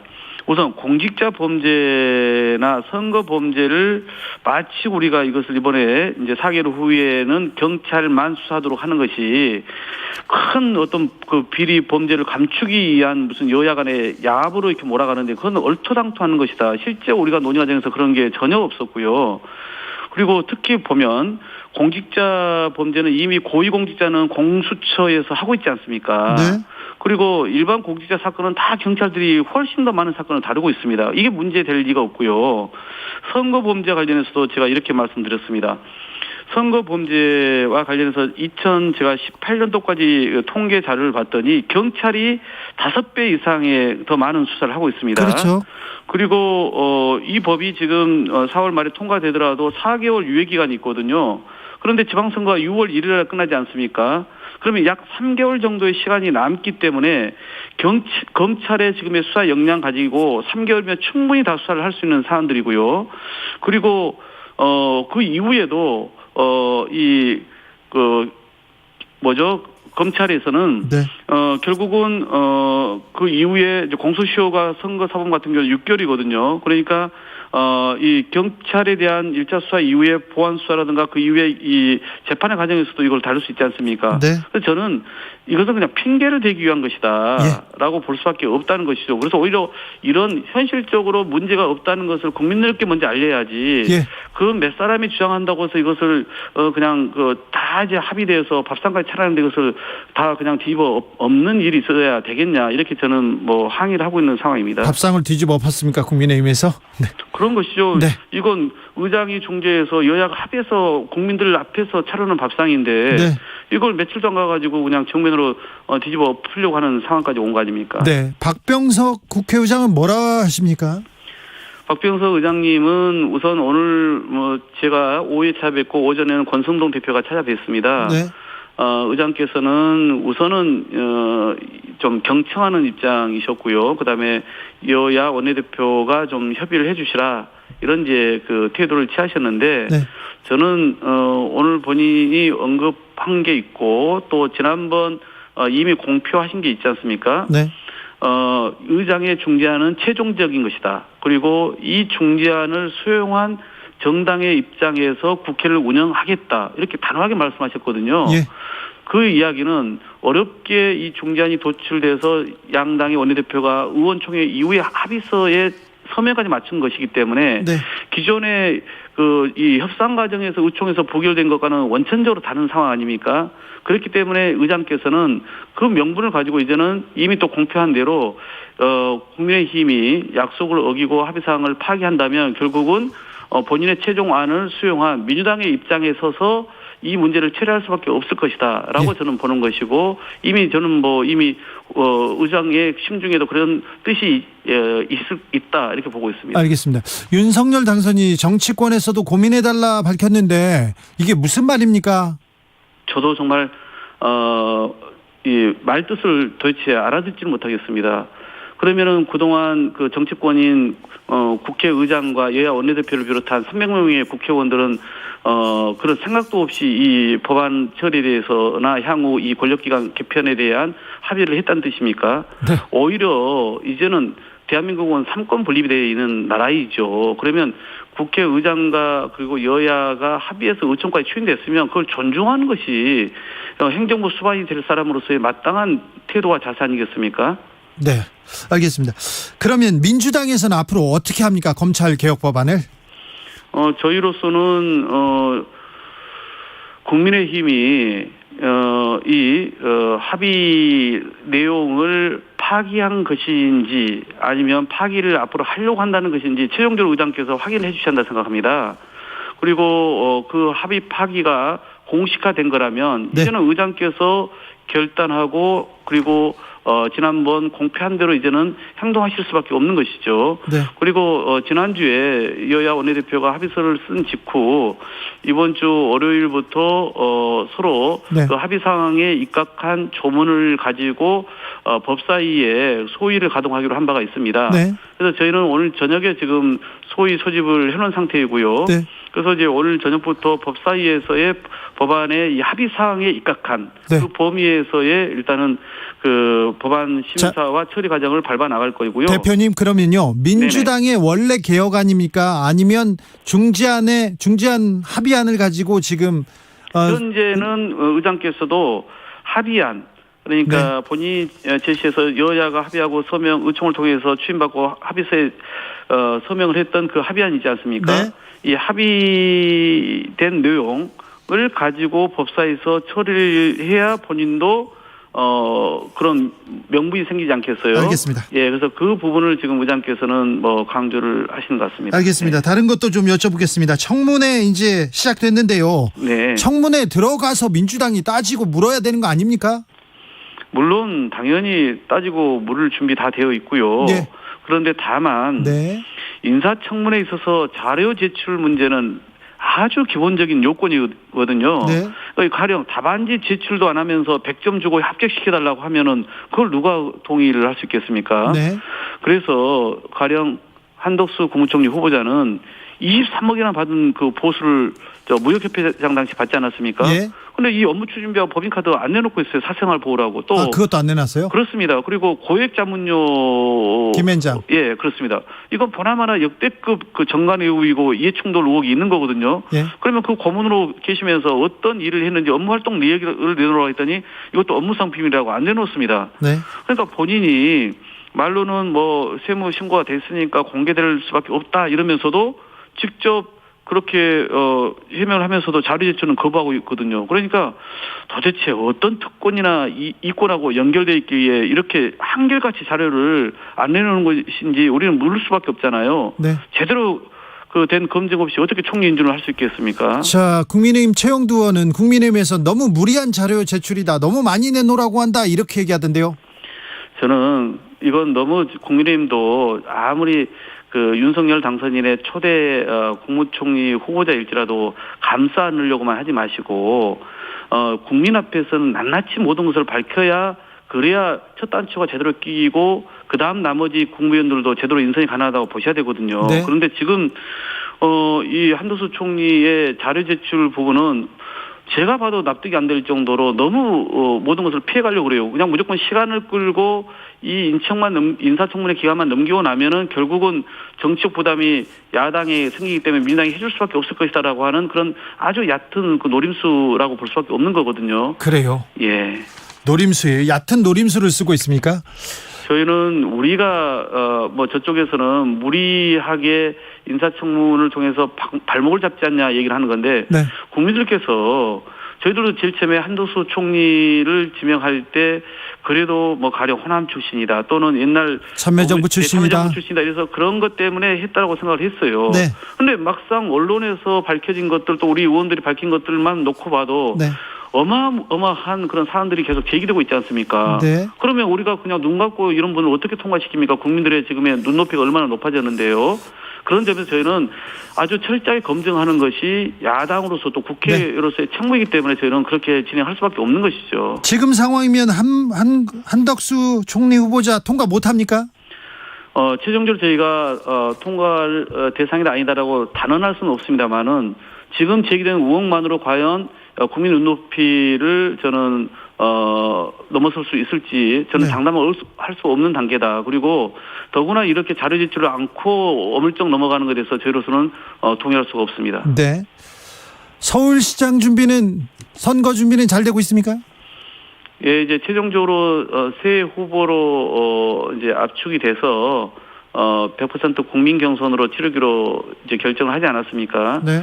제가 좀 더 빠른 시일 안에 좀 더 원활한 방식으로 후보 결정 과정이 있었으면 좋았을 텐데 네. 좀 아쉽긴 합니다만은 그래도 지금 각각 역량이 있는 후보들인 만큼 이분들이 선의 경쟁을 펼쳐서 단독 이제 후보가 정해지면 주민들 국민들께 시민들께 이제 결국은 윤석열 정부의 그런 일방 독주를 특히 이번에 이런 그 인사 추천에서 드러난 것처럼 나타나는 여러 가지 문제점들을 바로잡기 위해서는 가장 상징적인 서울시장에서부터 견제의 힘을 달라고 저희는 광곡히 호소하면서 선거 캠페인을 전개할 예정입니다. 알겠습니다. 오늘 박지원 비대위원장께서 비리 네. 후보자 정리하려면 조국 전 장관 사과 먼저다 이렇게 얘기했는데 어떻게 보세요? 뭐 우리는 이제 우리대로 뭐 반성과 쇄신으로 혁신의 길을 가야 되지 않겠습니까? 조국 전 장관도 오늘 아마 그런 글을 쓰신 것 같아요. 뭐 몇백 번이고 더 사과하겠다 말씀하셨는데, 조 전 장관의 그 진심을 우리는 그대로 수용할 필요는 있다 생각이 들고요. 다만, 당시 이제 국민들도 여러 가지 분노와 자질이 있었지만 수사 과정과 형량이 과연 공정했는지, 정의로웠는지, 국민의 어떤 법감정에는 부합했는지 여기에 대해서는 생각이 좀 다양하지 않습니까? 네. 그 부분까지 우리는 살펴볼 수밖에 없다는 이제 목소리가 있는 것이고요. 저는 하여튼 총선과 대선 과정에서 이 문제를 포함해서 우리 당의 어떤 사과나 성찰이 부족했다면 그건 우리는 계속 더 해나가고 진정성 있게 국민들이 이해할 때까지 그렇게 해나가야 되지 않냐 싶습니다. 네, 알겠습니다. 말씀 감사합니다. 네, 고맙습니다. 박홍근 민주당 원내대표였습니다. 국민의힘 권성동 원내대표는 먼저 인터뷰하고 싶었고요. 계속 인터뷰하고 싶었는데 일정이 맞지 않아가지고 함께하지 못했습니다. 빠른 시일 내에 하고 싶습니다. 네, 인터뷰하고 싶은데 어찌 되든지 노력하겠습니다. 정치 피로, 사건 사고로 인한 피로, 고달픈 일상에서 오는 피로. 오늘 시사하셨습니까? 경험해보세요. 들은 날과 안 들은 날의 차이. 여러분의 피로를 날려줄 저녁 한 끼 시사. 추진우 라이브.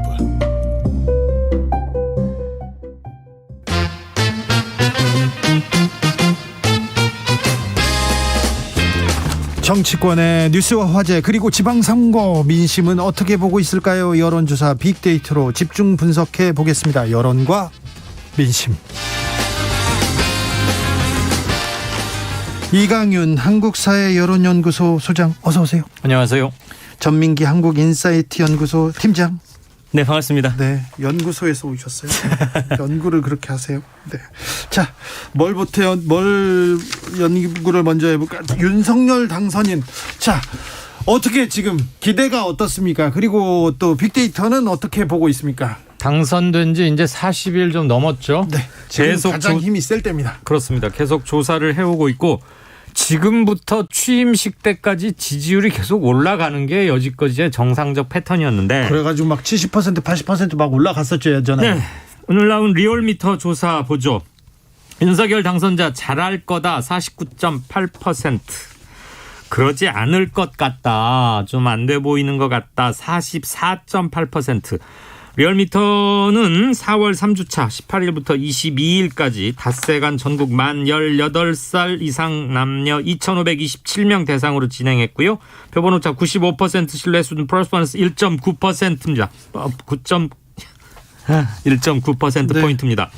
중앙선거 여론조사 심의위원회 홈페이지 보면 되시겠고요. 방금 제가 읽어드렸다시피 오차범위 밖으로 차이가 벌어졌습니다.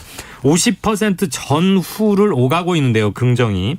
이거는 정권 안정성에서 아직도 상당히 취약한 상태구나라는 것을 보여주는 수치라고 봅니다. 그런데 소장님, 네? 기대치가 낮잖아요. 네. 기대치가 낮은 사람이 조금만 잘하잖아요.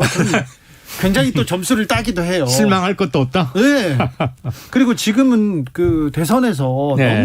너무 뭐라고 해야 되나요? 양쪽 여론이 쫙 갈라진 상태에서 팽팽해서 지금 마음을 못 주고 있지 않습니까? 그런데 그래서 중요한 게 인사청문회 국면이거든요. 네? 우리가 어떤 사람들에게 급료를 주면서 큰 머슴으로 부릴 것인가인데 유감스럽게도 이전 정부에서 나왔던 여러 가지 잡음들 또는 의혹들이 거의 그대로 판박이처럼 또는 갈수록 커지는 양상도 일부 후보에게서는 보이기 때문에 지금 긍정 전망이 그렇게 푹 차고 올라가지 못하고 반을 하회하고 있는 것으로 보입니다. 빅데이터는 어떻게 보고 있습니까? 네, 윤석열 당선인 대해서 일주일에 꾸준히 한 15에서 20만 건 정도 언급이 되고 있다는 건 관심도는 대선부터 쭉 이어져 오고 있습니다. 네, 요즘은 좀 줄은 거죠.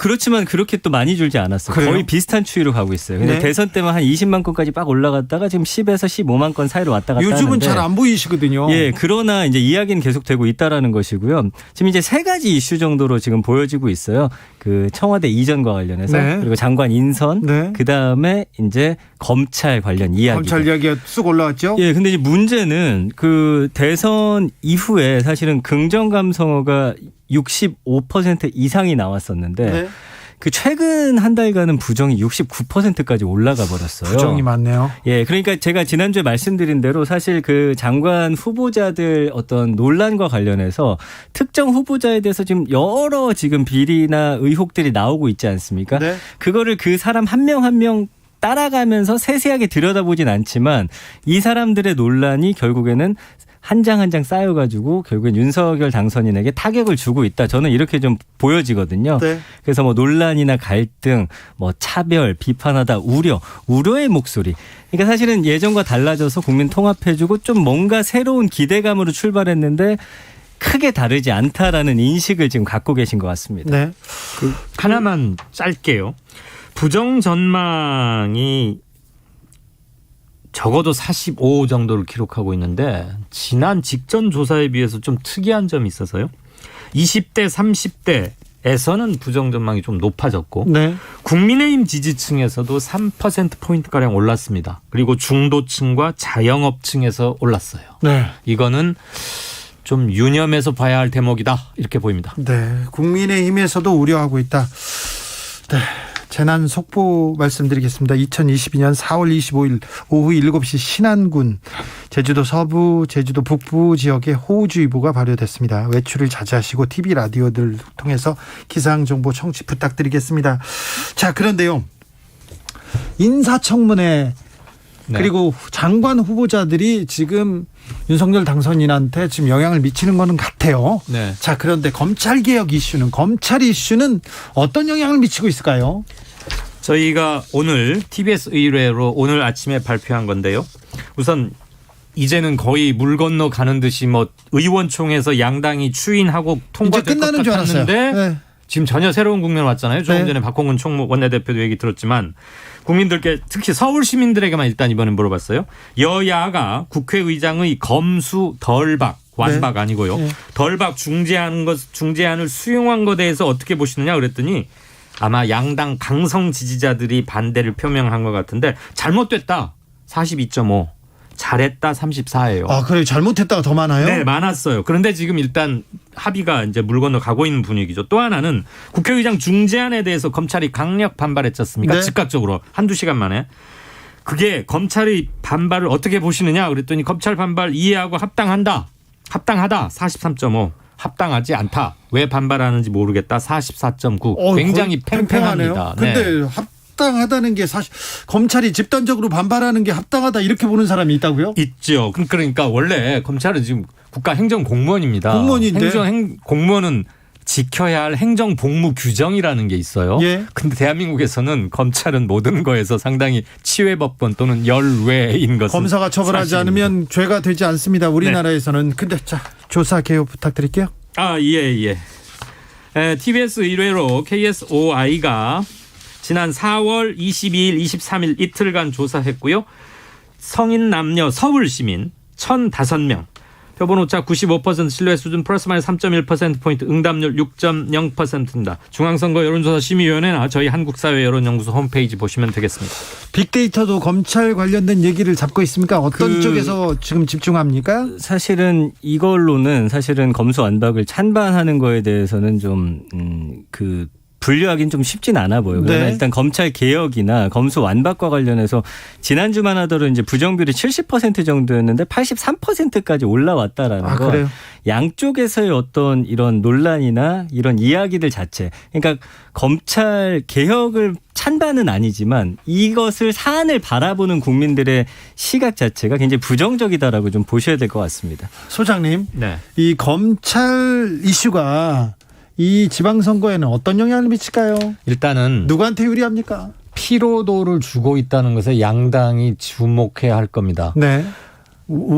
원칙적으로는 수사권과 기소권을 분리하는 것이 검찰 선진화의 커다란 방향임에는 꽤 많은 분들이 동의를 하고 계심에도 불구하고 이것을 추진하는 과정에서 일단 정쟁으로 보였다는 것과 완전 박탈이라는 어감이 주는 부정적 뉘앙스도 어느 정도 작용을 했다고 보고요. 이거 가지고 엎어졌다 맺혔다를 계속 하다 보니까 도대체 저게 뭐길래라는 점에서 그래서 객관적인 판단이 필요한 부분일수록 간단하게 핵심만 전해야 되는데 네. 그것에 초보한 게 조금 실패했다는 것이고요. 민주당에 이 이슈가 유리해 보이지는 않습니다. 네. 소장님도 그렇고 팀장님도 네, 그 빅데이터 상에서도 사실은 지금 이 사안 자체를 부정적으로 보고 있다라는 건 양당한테 다 불리한 상황인 것 같아요. 그래서 사실은 이 이슈에 대해서는 그렇게 길게 끌고 가는 건 좋지 않을 것 같고요. 처리하는 과정이나 그런 것들만 보고 계세요. 결과라든지. 네. 그래서 그 안에서 뭔가 합리적이지 않고 뭔가 강하게 밀어붙이고 상대를 좀 이렇게 네. 뭐 곤란하게 만드는 이런 행동 같은 것들이 그런 게 다 부정적으로 잡힌다고 봐야겠죠. 정치권에서 선거 앞두고는 뭐든지 하거든요. 선거에 그렇죠. 유리하면 뭐든지 하는데 국민의힘에서 이걸 합의를 파기할 정도면 합의를 파기하려고 하는 것 정도면 뭐 이 이슈를 끌고 가도 뭐 불리하지 않다 이런 판단이 있었나 봐요. 그렇죠. 그게 가장 크게 작용한 것 같고요. 네. 윤심도 분명히 외곽에서 영향을 미친 흔적이 조금씩 나타나고 있는 것 네, 같습니다. 분명합니다. 그거는. 네. 자, 그런데요. 아까 서울 시민 여론조사를 했으니까 네. 서울 상황은 어떻습니까? 서울은 요즘 어떻게 보입니까? 아직 후보 대진표가 정확히 짜여져 있지는 않아요. 타 지역과는 달리. 그런데 오세훈 후보가 송영길이나 박주민 아마 민주당에서도 조금 좀 우월한 것으로 짐작되는 두 후보에게 최소한 12%포인트 이상 앞서고 있는 걸로 이상. 현재는. 네. 그러니까 정확히는 지난 주말까지의 데이터인데요. 네. 그런데 한 가지 국민의힘의 독주는 막아야 된다라고 생각하는 분이 46.9% 그러니까 47%쯤 됩니다. 네. 그런데 민주당 송영길 박주민 중에 조금 더 많이 나오는 송영길 후보가 37%쯤 잡혀요. 그러면 아까 말한 견제가 필요하다는 것은 47, 송영길은 37, 약 10%포인트가 비죠. 네. 이게 아직 결집이 안 됐다거나 후보에 대해서 확실한 어떤 내적 승인 같은 게 아직은 이루어지지 않고 있다. 그런데 어차피 결집 양상은 확연히 될 것 같습니다.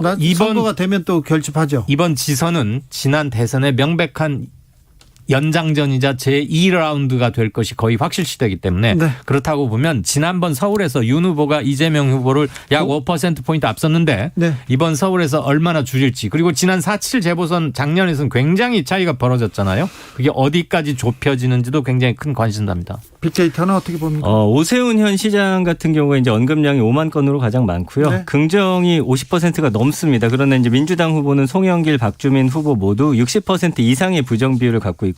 그래요? 관심도는 송영길 후보 쪽에 언급량은 많으나 박주민 후보가 부정 비율은 5% 정도 작게 나오고 있다. 이렇게 좀 읽혀지고 있습니다. 아, 그래요? 네. 이건 개인 이미지가 크게 작용했을 겁니다. 박주민 의원이 갖고 있는 개인적 장점들. 네. 그렇군요. 부정 이미지가 높다. 이거 깜짝 놀랐네요. 네, 좀 뜻밖이네요. 네. 지난주에 이제 제가 말씀드렸잖아요. 경기지사나 이런 데 후보들이 일단 현재로서는 국민의힘 후보들이 좀 더 긍정적으로 보여지고 있는데 이따 말씀드리겠지만 경기도지사 쪽에서는 약간의 변화가 찾아왔다는 거. 그래요? 경기도는요? 네. 경기도는 어떻게 되는지 잠시 후에 김동연 예비후보 만나보겠습니다. 자, 이강윤 소장님 그리고 전민기 팀장님 감사합니다. 고맙습니다. 끝났나요? 교통정보 끝났어요. 이제 교통정보센터 다녀오겠습니다. 유하영 씨. 네, 이 시각 교통정보입니다. 고속도로는 수도권 제수단고속도로 경기 서쪽으로 송내를 중심으로 양방향 정체가 늘었습니다. 각 10km 이상씩 밀리고요. 경부고속도로 서울 방면 오산에서 동탄 분기점까지 정체고 양재에서 반포까지 7km 막힙니다. 중부고속도로 하남 방면 서청주 부근 2차로와 갓길에선 화물차 고장을 처리하고 있습니다. 차로 변경에 유의하셔야겠고요. 이후로 동서울 요금소에서 하남까지 속도를 줄입니다. 서해안고속도로 서울 방향 발안에서 화성 휴게소까지 밀리고요. 매송과 일직분기점에서 4km씩 주춤합니다. 평택 시흥고속도로는 평택 쪽으로 마도분기점에서 송산마도까지 10km 정체입니다. KBS 교통정보센터였습니다.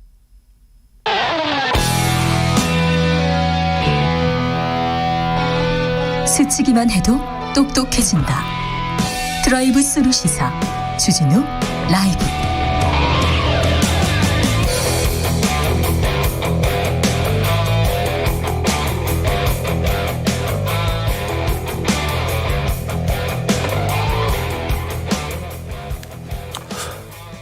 6일 지방선거 예비후보 릴레이 인터뷰 이어갑니다. 오늘은 경기도로 갑니다. 국민의힘에서는 초선의 김은혜 의원이 후보로 정해졌는데요. 더불어민주당 후보는 누가 될까요? 잠시 후 8시에 결과가 발표됩니다. 결과를 지금 초조하지는 않은 것 같은데요. 네, 담담하게 기다리고 있는 김동연 예비후보 만나보겠습니다. 안녕하세요. 네, 안녕하십니까. 경선이 마무리됐습니다. 네, 그렇습니다. 고생 많으셨죠? 네, 고생했습니다. 어땠어요, 선거? 뭐, 4분, 저까지 이제 3분의 다른 후보도 계셨고요. 저까지 하면 4분 계셨고, 2번에 이제 토론을 했었고요.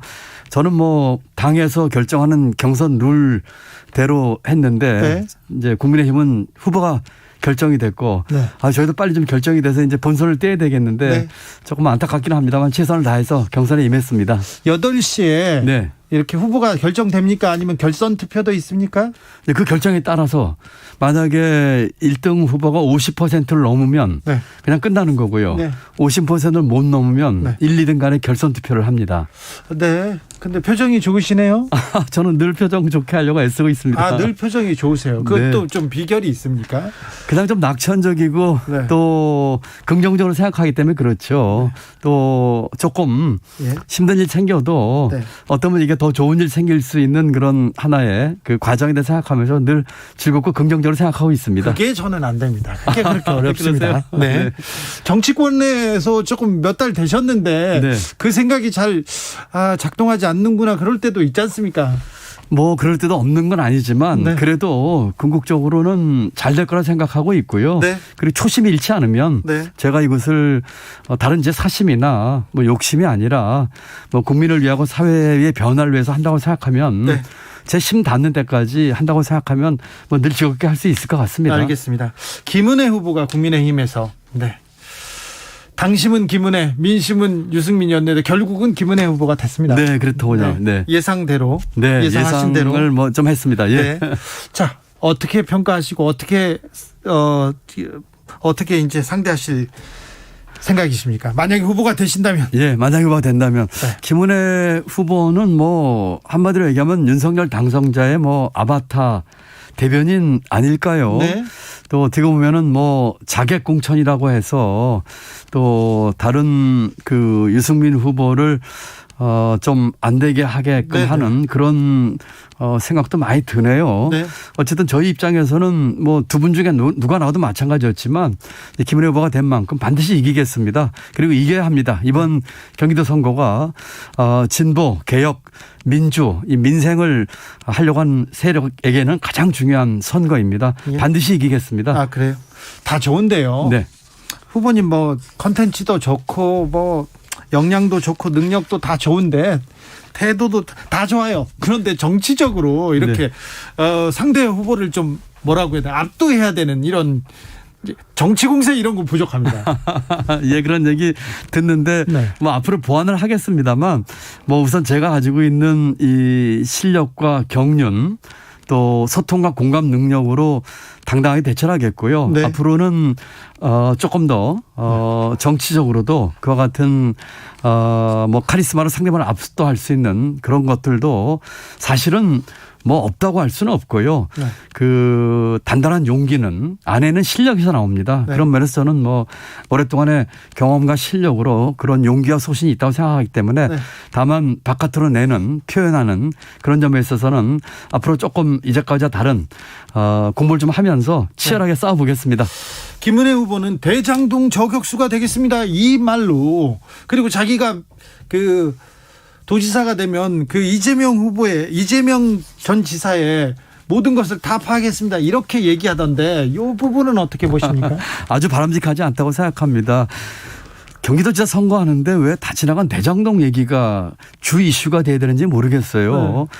앞으로 경기도를 위해서 또 그 경기도민의 삶의 질을 위해서 할 일이 너무너무 많은데 과거에 묻혀가지고 지나간 대장동 사건이라든지 또는 이재명 전 지사 뒤집기라든지 이것은 전혀 바람직하지 않는 것이지 어떻게 보면 정치 보복 세력 또는 검찰 공화국으로 가려고 하는 그런 세력의 국정 운영의 한 일환으로서 경기도를 그렇게 보는 것 같은데 네.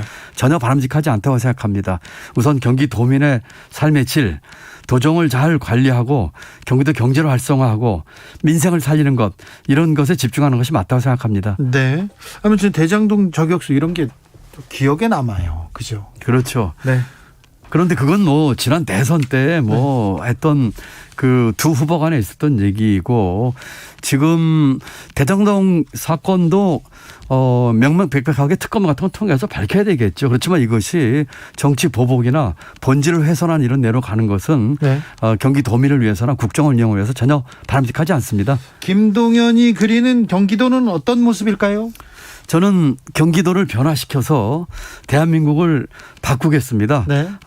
지난번에도 경선 과정에서 얘기를 했습니다마는 우리 경기도의 복지 또 공정 평화의 이 가치 위에 혁신의 가치를 더해서 경기도를 변화시키겠습니다. 우선 첫 번째로는 우리 민생을 위해서 네. 첫 번째로는 우리 경기도민에게 하루에 1시간씩 돌려드릴 수 있는 그 교통의 변화를 가져오겠고요. 교통이 중요합니다. 네, 그렇습니다. 또 두 번째는 네. 주거 환경 변화를 확실하게 하겠고요. 세 번째로는 코로나로 인해서 그 고통받았던 자영업자와 소상공인 삶의 질을 확실하게 빠르게 회복시키겠습니다. 네. 오늘 제가 저 용인에 있는 중앙시장을 다녀와서 많은 상인들 만나고 왔거든요. 네. 그런 분들, 그런 서민들 삶을 보다듬고 빨리 저 장사 잘 되고 잘 살게끔 만들겠습니다.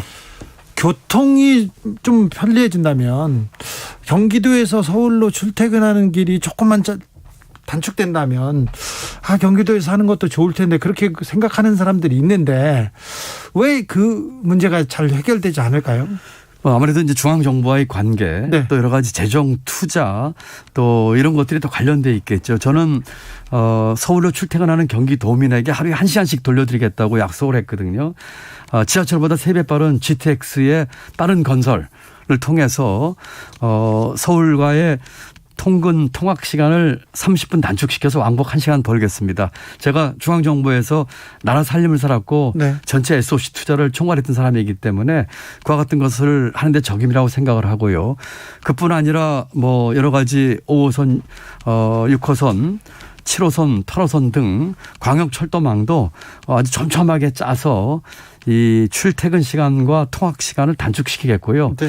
또 하나는 우리 그 각자의 집과 동네에서부터 그 학교나 또는 직장을 다닐 수 있도록 하는 여건을 만들겠습니다. 일자리 많이 만들고 네. 좋은 교육 제공해서 우리 집, 우리 동네에서부터 멀지 않은 데서 같은 혜택을 받을 수 있도록 하는 것도 병행해서 하겠습니다. 지방선거가 37일 남았는데요. 앞으로 선거를 이제 치를 때 이렇게 뭐가 가장 중요한 변수가 될까요? 어떤 점이 변수로 떠오를까요? 네, 저는 그 경기도의 비전과 정책을 가지고 아까 말씀드린 민생 문제, 교통, 주거, 일자리 문제 해결하는 거, 또 경기도가 이제 갖고 있는 첨단 산업을 통한 경제 활성화라든지 또 접경지대로서의 북한과의 평화 공존을 위한 북부의 투자나 이 지역 균형 발전 네. 이런 것들을 가지고 내용을 가지고 하려고 하고 있습니다만 유감스럽게도 지난 대선에 이어서 이번에도 어떤 정치 공방이나 정쟁을 흘까 봐 하는 네. 걱정을 하고 있습니다. 앞으로 아마 국민의힘에서 이제 김은혜 후보가 되고 하다 보니까 네. 정책이나 경기도민의 삶보다는 뭐 대장동이나 뭐 이재명 지우기나 또는 여러 가지 그 정치적인 것으로 이 선거를 하게 되지 않을까 하는 것들이 좀 우려가 되는데 만약에 그렇다고 하더라도 아주 같이 맞서서 분명하게 싸울 것이고 그리고 가능하면 우리 경기도민의 그 삶의 질 향상을 위한 정책을 가지고 경기도민께 지지를 받도록 하겠습니다. 알겠습니다. GTX를 놓겠다, 출퇴근 시간을 돌려드리겠다, 그리고 그다음에 정책으로 승부하겠다, 다 좋은데요. 윤석열 중앙정부에서 잘 도와줘야 될 텐데 참 원희룡 국토부 장관 후보자 그리고 뭐 총리 후보자는 모르겠습니다만 아무튼 윤석열 정부에서 잘 안 도와줄 것 같아요. 그 어떻게 돌파하실 거예요? 저는 뭐 중앙정부에서 34년 있었고 또 나라 살림을 10년 이상 살았고 네. 또 경제 총수를 하지 않았겠습니까? 네. 그렇기 때문에 그 각종 SOC를 관장하는 국토부를 재정 정책 가지고 나름대로 이렇게 조율하고 했기 때문에 그 네. 경험을 살려서 이것이 뭐 정치나 또는 정권의 어떤 이런저런 것 가지고 할 문제가 아니고 네. 국민 삶과 관련되는 것이기 때문에 그 설득하고 또 필요하면 나름대로 힘도 써서 네. 그 제대로 효율적으로 이 각종 사업들을 경기도에서 할 수 있도록 하는데 네. 최선을 다하겠고 그런 것은 이제까지 경험으로서 제가 가장 적임이 아닐까 생각합니다.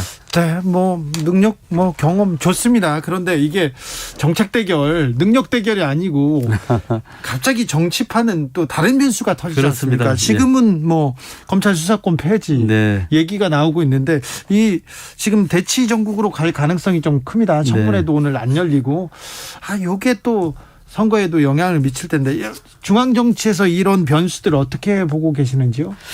그 검찰 수사권과 기소권 분리는 반드시 가야 할 길입니다. 네. 저는 검찰 개혁을 주장하면서 수사권과 기소권의 분리, 또 검찰 인사의 그 독립성 확보, 또 전관 예우 근절 이런 것들을 강하게 주장을 했었거든요. 그것까지 생각하셨어요? 네, 그렇습니다. 심지어는 제가 중장기적으로는 고검장 검사장들 주민투표까지도 얘기를 했었습니다. 예. 그렇기 때문에 거기에 대해서는 뭐 확고한 생각을 가지고 있고요.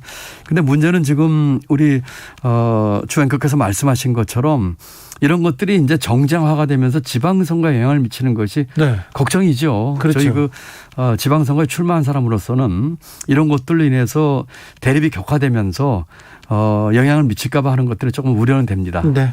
미나님께서 만삭에 용인 동백에서 역삼까지 버스 타고 다닐 때 내가 이렇게까지 회사를 다녀야 하나 자괴감이 들었어요. GTX 꼭 부탁드려요 합니다. 네, 그렇게 하겠습니다. 3381님은 경기도는요 북부하고 남부 발전 불균형 너무 심한데 이 점도 신경 써주셔야 할 것 같습니다. 네, 그렇습니다. 예, 네. 제가 그저께 북부지방 갔다 왔었고요. 네.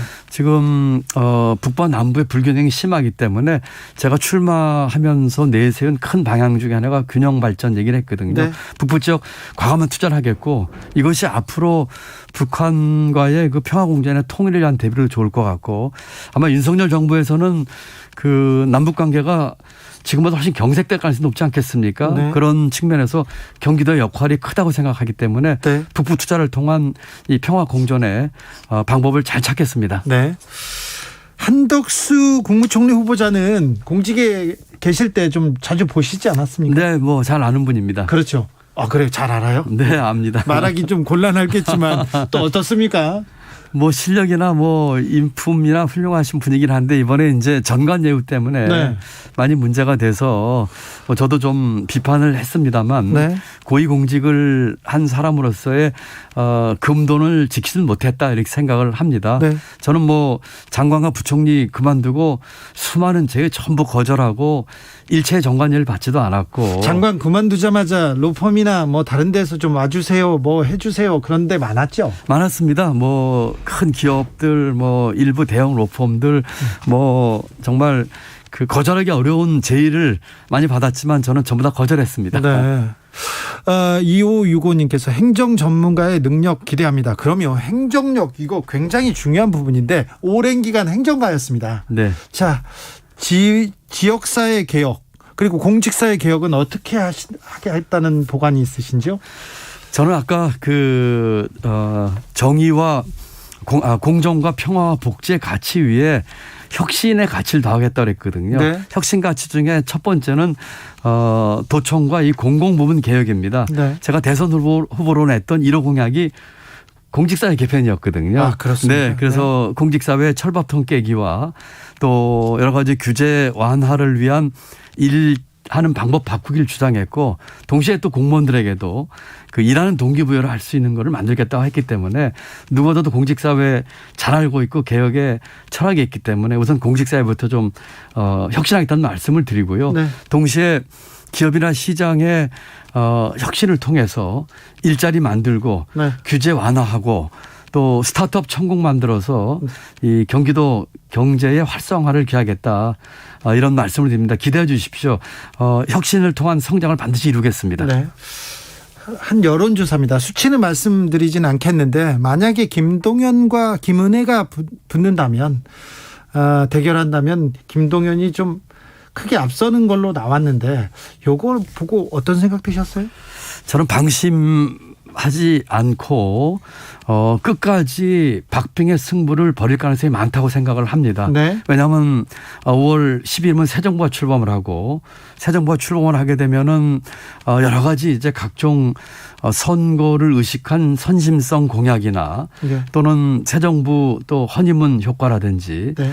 또 5월 중하순에 뭐 한미 정상회담이 열린다든지 이런 등등으로 인해서 새로운 여당의 후보에게 유리한 환경의 유리한 여건이 만들어질 거예요. 예.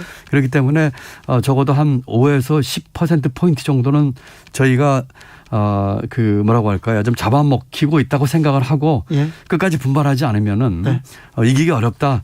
그래서 아마 끝까지 최선을 다해서 방심하지 않고 싸워야 되겠다 이렇게 생각하고 있습니다. 네. 경선 과정에 네. 다른 후보들이 뭐라고 해야 되나? 다른 후보들은 단일화를 하자는 얘기도 있었고 김동연 대 타 후보 이렇게 좀 네.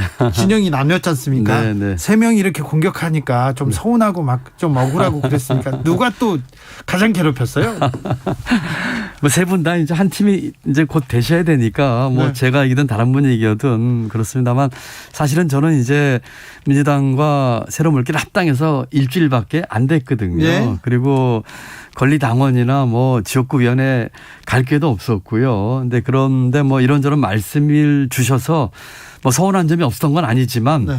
뭐 제가 아무래도 제일 앞서는 후보기 때문에 다른 분들께서 그렇게 하려고 이해하고 네. 또 이 경선 과정에서 이제 끝나면 네. 같이 이제 한데 뭉쳐서 한 팀이 돼서 네. 이번 선거를 이겨야 되겠다 이런 생각밖에 없습니다. 그렇죠. 경기도 매우 중요합니다. 그런데 서울시장 선거의 경우 네. 좀 어찌 보면 계파 갈등도 있었고요. 또 외부에서 누구를 모셔온다고 하다가 그것도 안 됐고요. 또 누구를 설득한다고 했다고 안 됐고요. 이렇게 했는데 후보님 서울시장 이렇게 후보 정해지는 걸 보고 어떤 생각 드시던가요?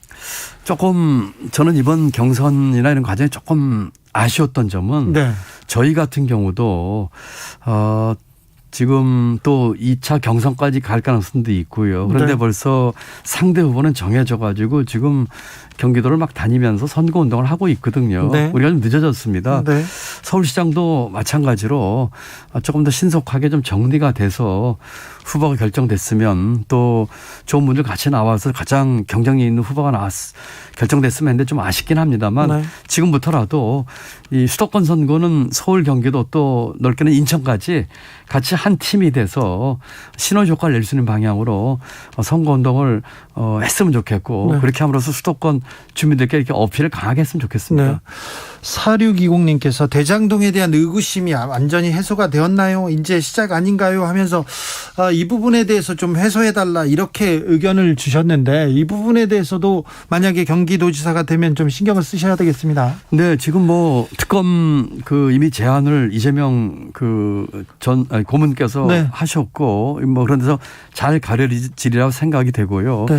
다만 선거 과정에서 이제 아마 김은혜 후보가 대장동 얘기를 세게 치고 나올 네. 것 같은 느낌이 드는데 아까 말씀드린 것처럼 경기도 지사를 뽑는데 이 문제가 이렇게 가장 메인 이슈가 된다는 게 제가 조금 뭐 이해가 안 되지만 네. 만약에 문제가 제기되면 제가 뭐 정면 돌파를 하겠다 이렇게 말씀드립니다. 네. 이재명 고문은 또 이 선거 과정에서 어떤 얘기해 주시던가요?